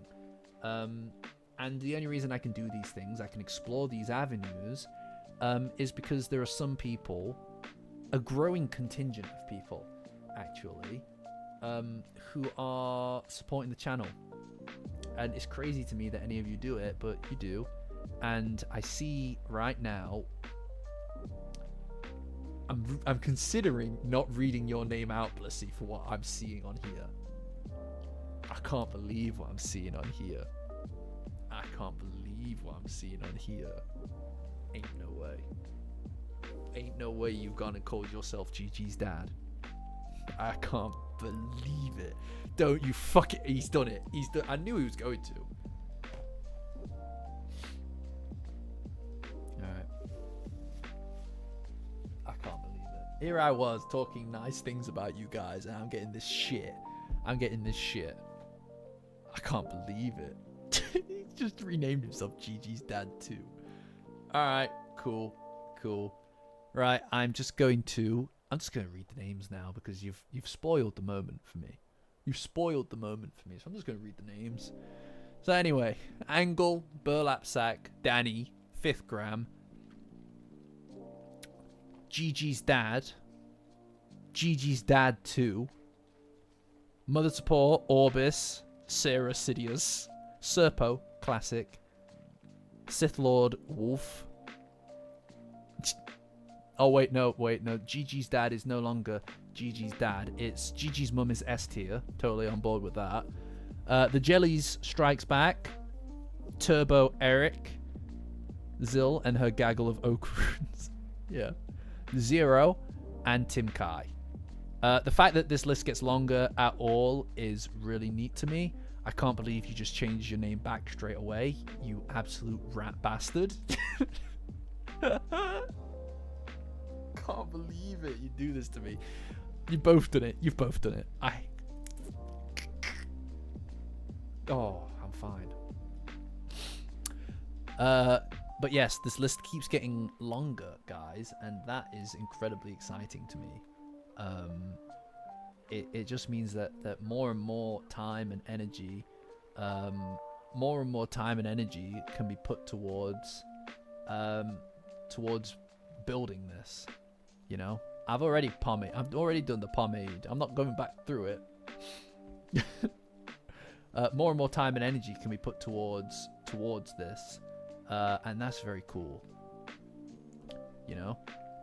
Well, yeah. I mean, the monetary resources from the Patreon, most of the time get plugged back into the channel, into the business, into the merchandising, that kind of stuff. It all, you know, it's a small operation. It's just me. Distracted. I was distracted. It's a small operation. It's just me, and I'm trying to do as much as I can. Right? Like in an ideal world, I'd be able to get the Space Globalist arc video done for the end of the season, because that would give it a massive boost, right? But it's just me, you know. Back into the McDonald's. Where can you buy the merchandise? Safetiesonrookie.com. That's safetiesonrookie.com, guys. Yes, that's right. We have a website now where you can purchase incredible artwork related stuff like this, and you can also get the mugs like this. And this isn't all that you've got. Your volume 2 is on its way, guys. I'm not going to show you the incredible artwork on this side by a member of the community, but this is the mug that is going to be coming out soon with volume 2, and it comes in 3 different sizes. It comes in this size, it comes in that size, and it comes in an even bigger size than that. That's right, you can get the Ultra mug. the Ultra mug, but you're not going to see the artwork on the other side of this. It's hidden. It's a secret. And I'll tell you what, guys. Oh, thank you, Blissy. Thank you for the donation, Blissy. Absolute champion, Blissy, everybody. She does a lot for this channel, for literally just this community, for absolutely nothing but the love of the game. Nothing but the love of the game. All right, and it's so useful. It's so incredible to see people doing that. And you know what, guys? I've got other stuff as well that I'm working on. I've finally figured out, obviously, guys, very soon the episodes will be done. I know. Don't cry, because if you cry, I'm gonna cry, and then we'll all be crying. It will be blubbering messes, and I won't be able to finish the stream, right? But obviously, the Thursday slot then is going to have to wind down because there'll be no episode. So the Thursday stream will likely be winding down. But got a few ideas on how to pivot it to something else. I've got a few ideas on how to pivot it to something else, guys. You just have to bear with me for now. You have to bear with me for now because I'm working on it in the background amidst other things, as you can imagine.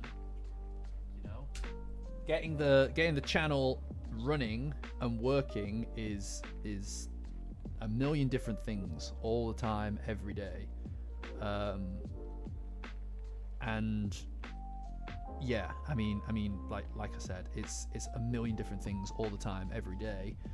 And it's a lot of energy. I honestly, for the first time in my life, right? For the first time in my life, I can tell you for a fact that I'm working every single day of the week, right? Like all the time, I'm working on something, and it's tiresome, but it's also energizing. You know, some of you already know. I pivot to a Friday stream. Now I've got ideas on what to do with this slot, right? So don't worry about it. This Thursday thing won't go away, but I've got some ideas on what to do. But Gigi's dad could never. I know, he's nothing to no one. But you know, I already mentioned in previous streams, obviously there's a few more of us now, but I've mentioned in previous streams that this year, at the beginning of this year, I kind of like chose a theme for the year, right? And for me that was progress. And as a consequence of that, I want to do as much as I can this year. I won't burn out, don't worry about that. There was a point where I was maybe pushing myself a bit much at the beginning of the year, but I've rolled back the scope a little bit since then. It was very ambitious of me, but I was very energized by the start of the year. But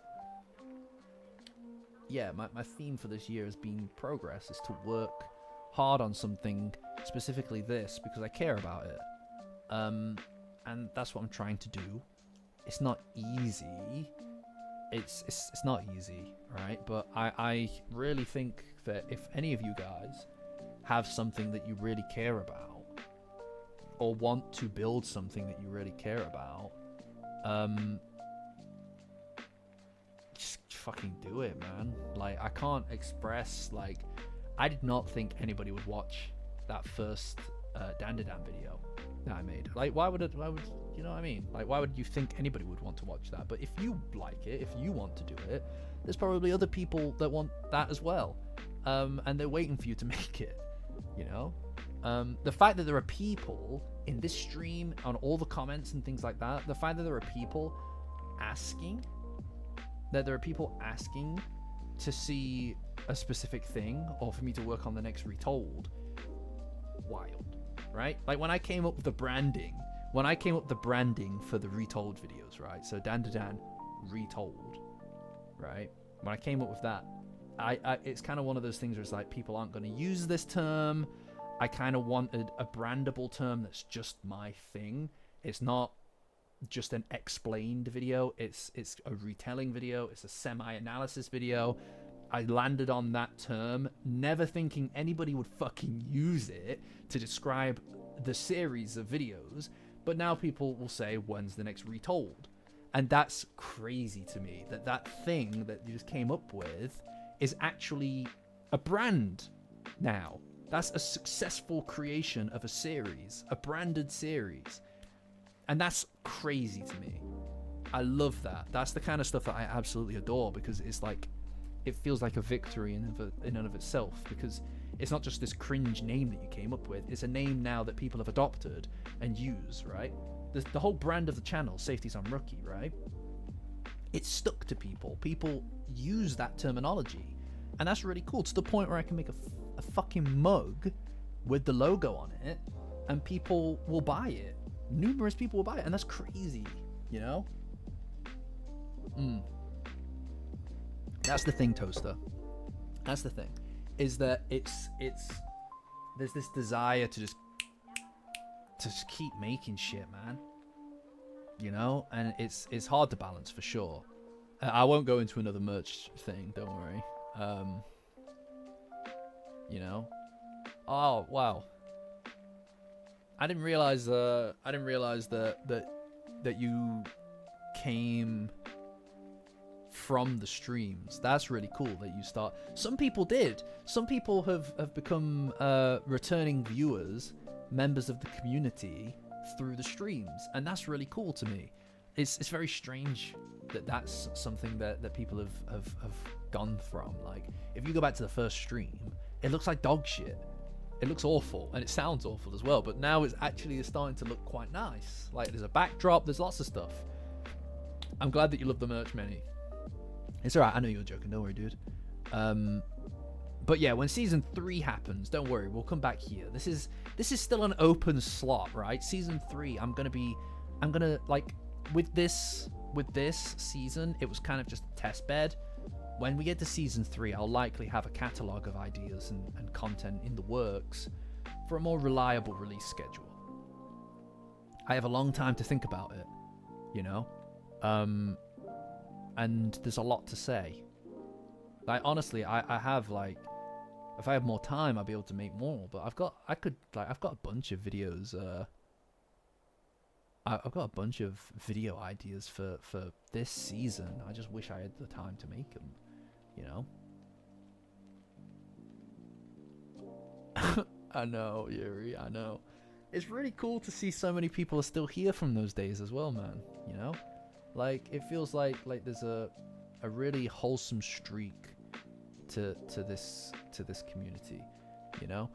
Yeah, Toaster, you're right, except now I have validation, right? Because there is actual, like, there is merchandise, some of which has been sent to me by you guys, right? So that's validation. And I've got YouTube stuff, right? See the clapperboard over there?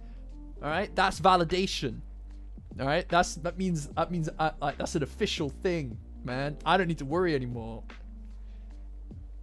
All right.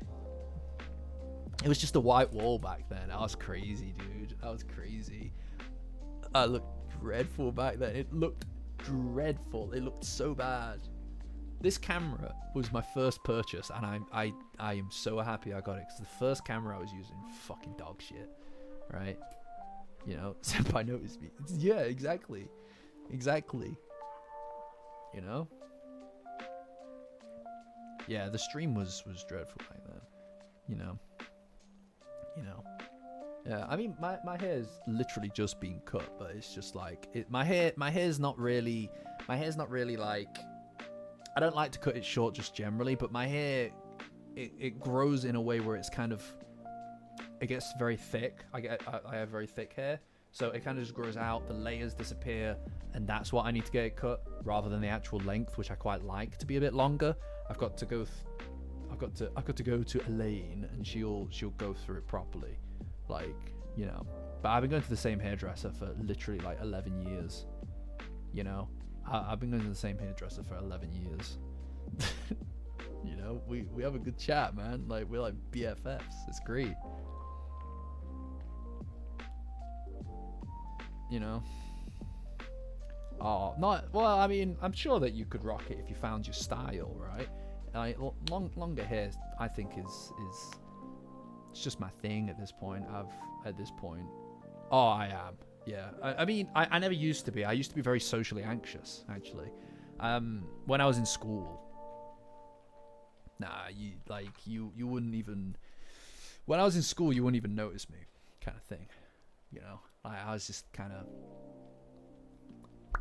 But it's like, you know, when I grew up out of that, I just started deciding, you know what, I'm just gonna be a super annoying guy, but like just enough for it to be endearing, and that's my whole thing, you know, is that I annoy Max, but to a point where it kind of like folds back on itself and it becomes endearing, you know.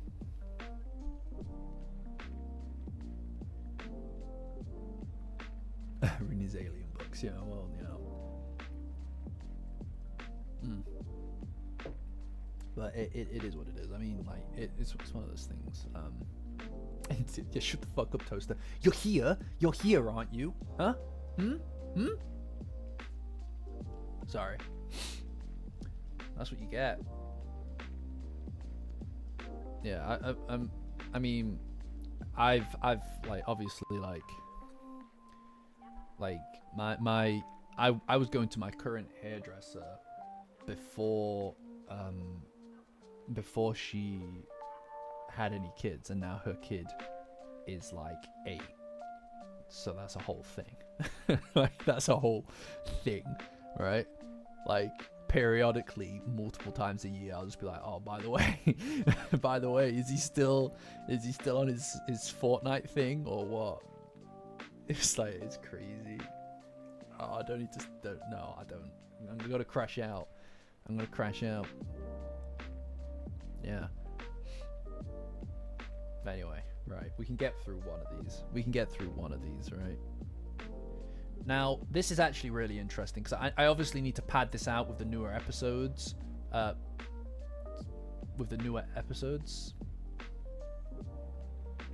What? Can you not hear the music?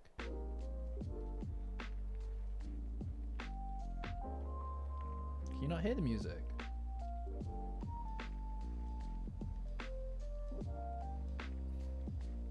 Alright, so it is there. If it's not loud enough, let me know. Cool. Right. So, with the newer episode, this kind of changes the dynamic of episode 7 for me. It's hard to know whether or not it's a recency bias thing. I think that the newest episode might be my favorite one. Is it? I think it is. I think the newest episode is my favorite.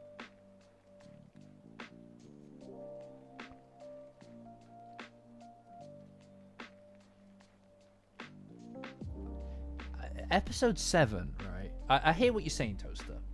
I don't disagree with you, right? I don't disagree with you. However,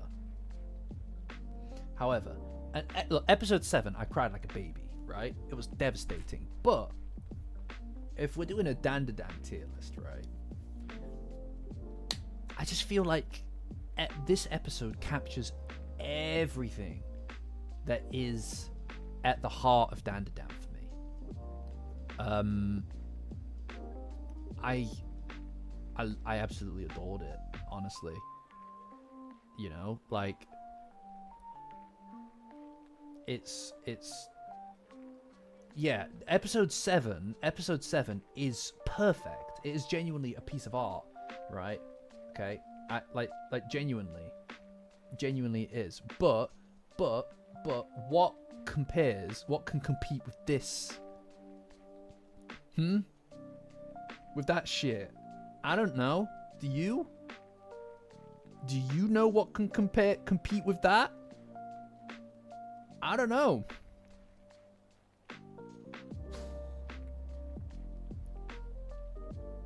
Pop you back down here. No, you know what? I'll leave this here for now. Episode 7. I'm putting it tentatively in S, but I'll give you guys. I'm gonna veto it. I'm gonna veto it, but I'll give you guys the opportunity to poll on it.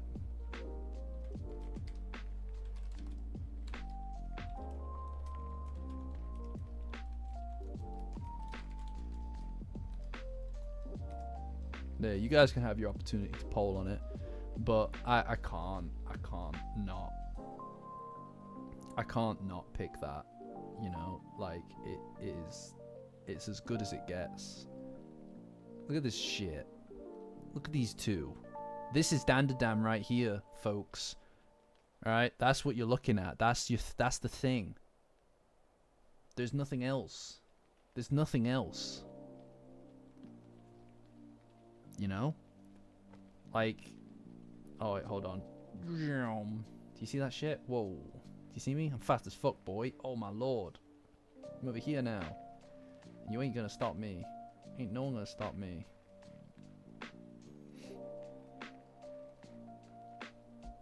You know? Right, I see that most people are voting S plus and S, so don't make me tie break it. I'm gonna veto it though. I hit the corner, yeah.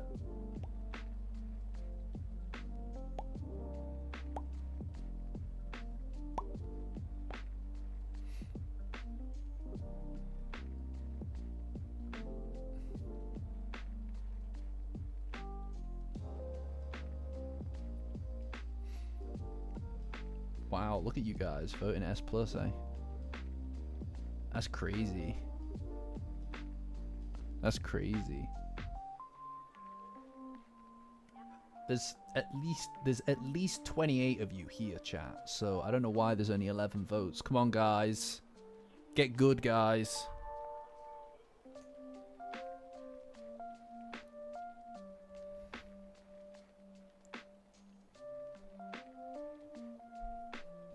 I respect your argument, Toaster. I respect your argument. I do. I do. I respect your argument there. I don't disagree with you. I don't disagree with you. This episode is wonderful. This episode is wonderful. It's so good. Like, episode 7 is so good. And heartbreaking. And artistic. And incredible. You know? But you all foolishly presume a democratic process here.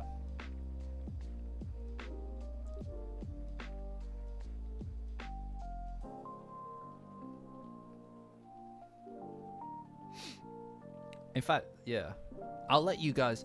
I'll do a referendum on democracy. All right. No, there is no democracy. It's not about whether you've given up on it. Alright, so you guys have voted S+. I'm not dropping episode 7 to C tier. I'm not an animal.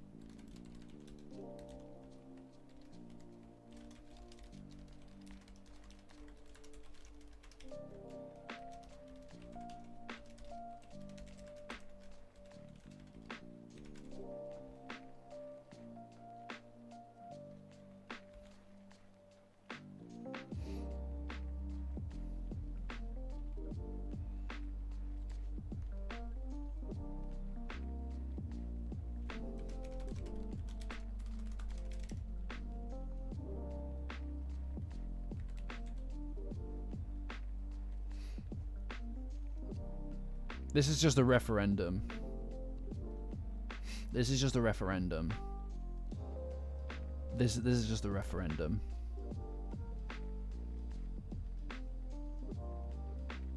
This is just a referendum. Fucking hell, a lot of nerds in the chat. A lot of fucking nerds in the chat. Oh my god.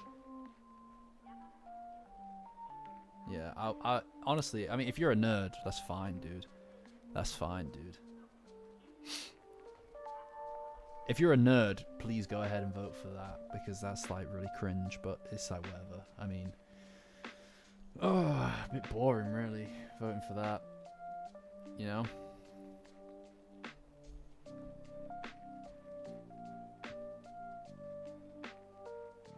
Yeah, there are a few, quite a few lurkers. I'm happy. Like I respect that. You know?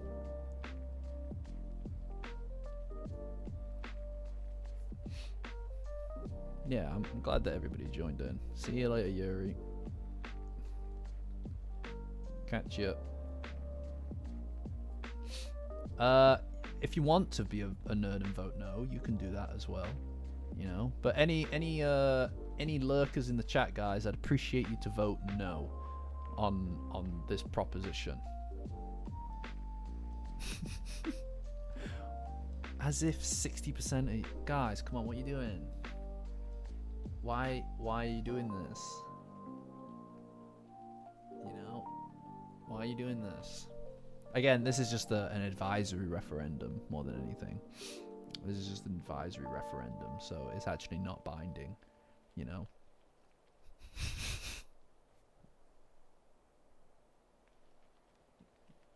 So it's actually not binding at all. So I'm not even gonna worry about it, to be honest.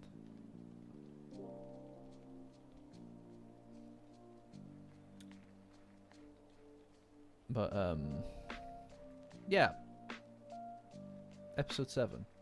It's a good episode.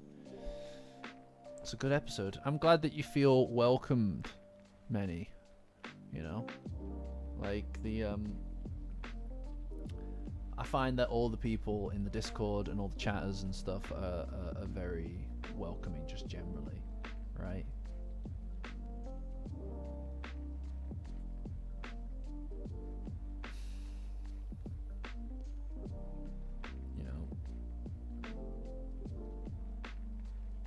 No, he does. Yeah, I just seen on Discord people sort of talking about the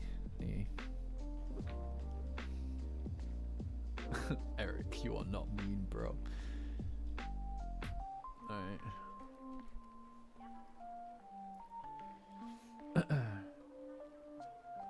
Nah, that's true, Many. Yeah. Well, it looks like you guys have voted the wrong way. But never fear, I'm not gonna fucking let a bunch of nerds tell me what to do. So don't worry, guys. Don't worry, guys. I'm not gonna let a bunch of nerds tell me what to do. All right. So I'm gonna leave this here for now. You know, have a think about it, have a sleep on it, and then we'll decide. You know, have a little sleep on it, and then we'll decide what we're gonna do with episode 7. Keep it in S for now, I think. Just keep it in S. Have a little think about it. Have a little sleep on it, and then we'll decide. You know, don't worry about it. I think you're taking it too seriously, guys. All right, catch you, Oliver. All right, should we do one more? Should we do one more? One more. Episode 8. Episode 8. All right, no worries, Toaster. I look forward to seeing it. If I get a whiff of ChatGPT, I'll be furious. I'm not doing the Momoka Room thing again. I swear I'm not. That's a one-trick pony. That's a one-trick pony, the Momoka Room thing. I don't think I could ever achieve. That is my magnum opus. That is my magnum opus, guys. Genuinely my magnum opus. There's no getting back to that. That was perfect. That was a perfect thing. You know?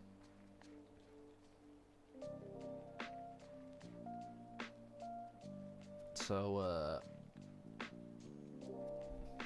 yeah. 8 or 9 S plus. You're crazy, bro. Nah, you crazy. You're crazy, dude. What is episode 8 is they have dinner.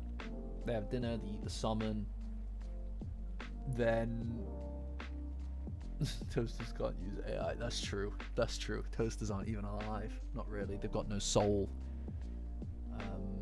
They eat the salmon, and then Ida tries to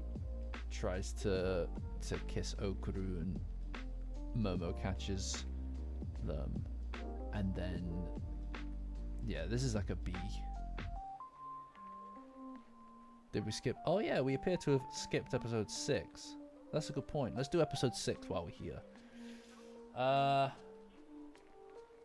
Episode 6. It's Ida, isn't it? Where she tries to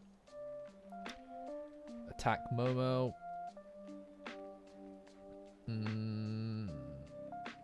It's kind of a C grade, I think. Maybe. I think a C.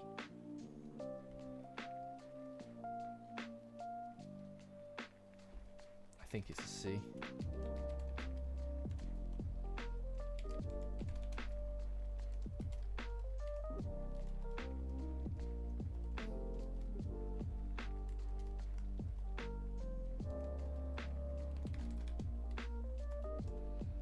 I think C grade, probably. Oof, we got D grades.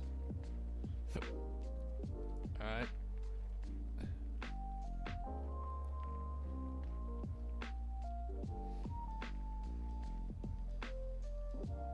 It could be a D, to be fair. It could be a D grade. Not really that much happened. Although, episode 6, is that not the episode where Okurun... Is that not the episode where Okurun beats up Yagami Light?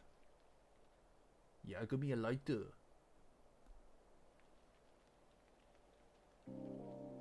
Yeah, it is. That's the one where he finally realizes that she's cute. Which I kind of like. That's kind of a good moment.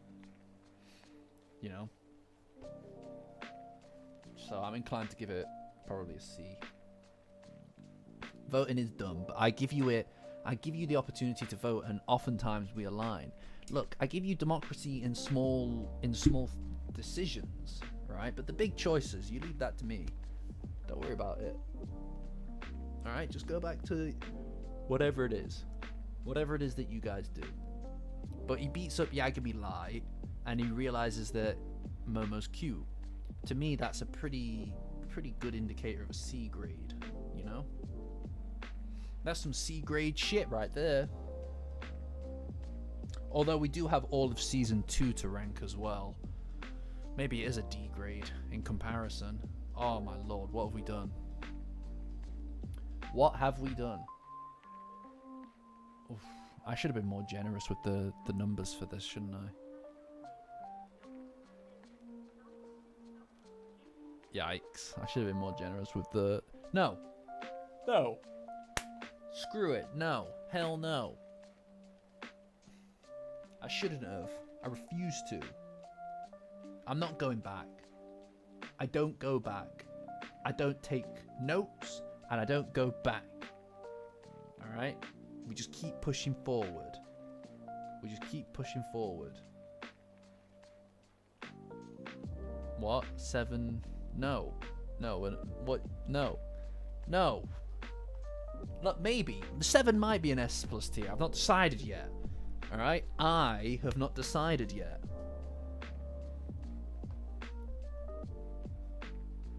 Me, the hero. Right, C grade it is, baby. C grade it is. What?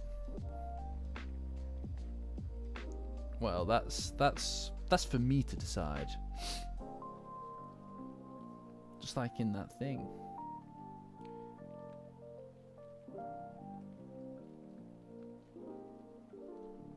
Right. Well.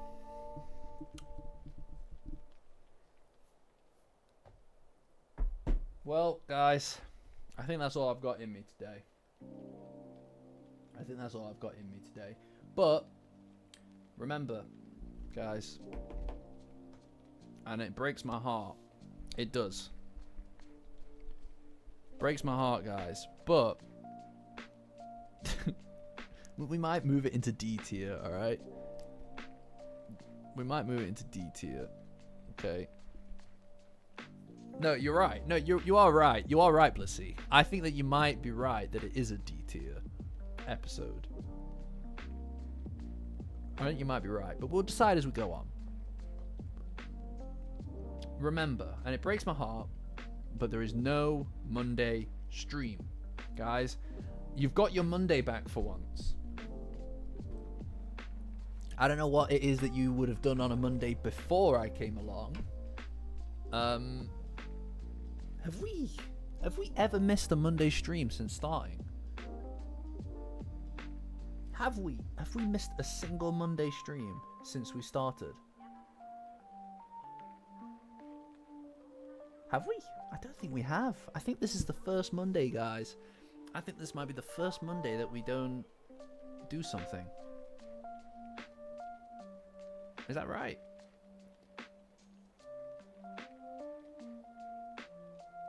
Oh, did we miss the Monday stream for that? Oh, yes, you're quite right. I did a big Friday stream. Yeah. Yes, you're quite right. So I'm only ever interrupted because I'm away on business, which makes me sound very grown up, right? I'm sorry, Danny. I'm sorry, Danny, but you got to. I'm sorry, but you got to.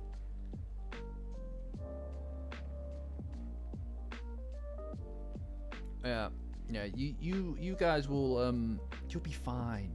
You'll be fine. I'll be back before you know it. And on Thursday we'll do the typical episode stream. I'll be back in time for that. But Monday is just yeah, you just have to watch reruns. If you want, guys, if you really want to, you know what? I just thought,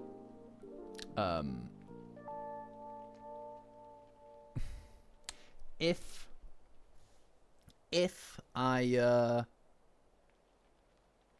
I get it done in time, if I get the video done in time, do a clip show. Oh my god. If I get it done in time, guys, I will release the video on Monday. If I get it done in time, I'll release the video on Monday. Alright? At the time that we normally would do the stream. So, have fun with that. It won't be a premiere. It won't be a premiere. Well, it might be. Spain is an hour ahead. Spain is an hour ahead, isn't it? Like it'll be 10:30 for them rather than 9:30. Is that correct? It is, isn't it? Leave it with me. 10:30. I might be able to maybe pay out.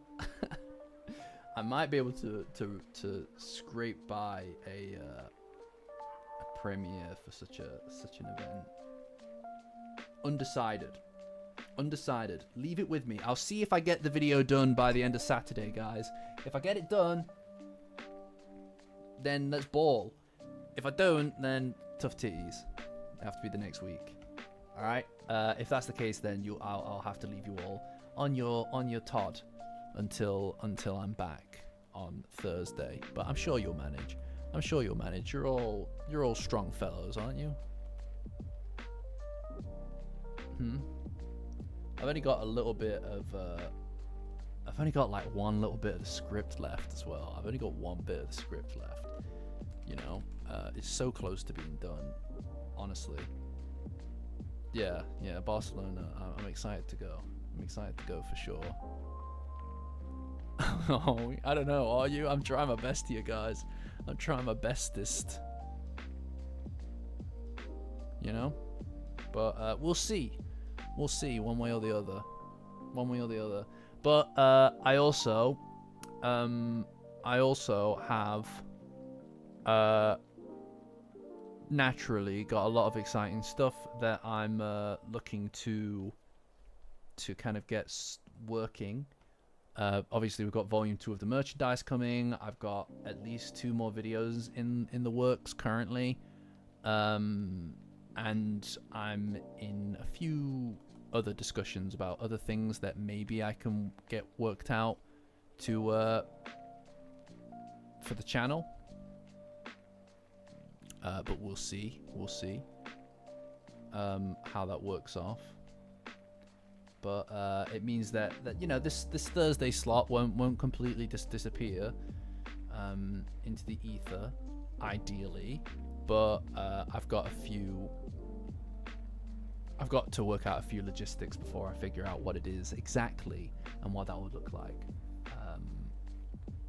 Obviously, it won't be entirely Dandadan related, but that's fine. Some things are not going to be. We've got a lot of other things on the channel that we're working on as well. But any touch point for the community is good for me. Anyway, that is not today though. I've obviously got a lot of other things to do before I start thinking about extracurricular stuff, you know. But we'll get there, guys. We'll get there. All right. So, on that note, I'm gonna call it, and I will see you guys. Well, I'll be in the Discord. Patreon link in the description. Join as a free member to get access to the Discord. I'm in there all the time. But beyond that, it's next week. A week from now, next Thursday. All right, that's when we'll see each other again, guys. So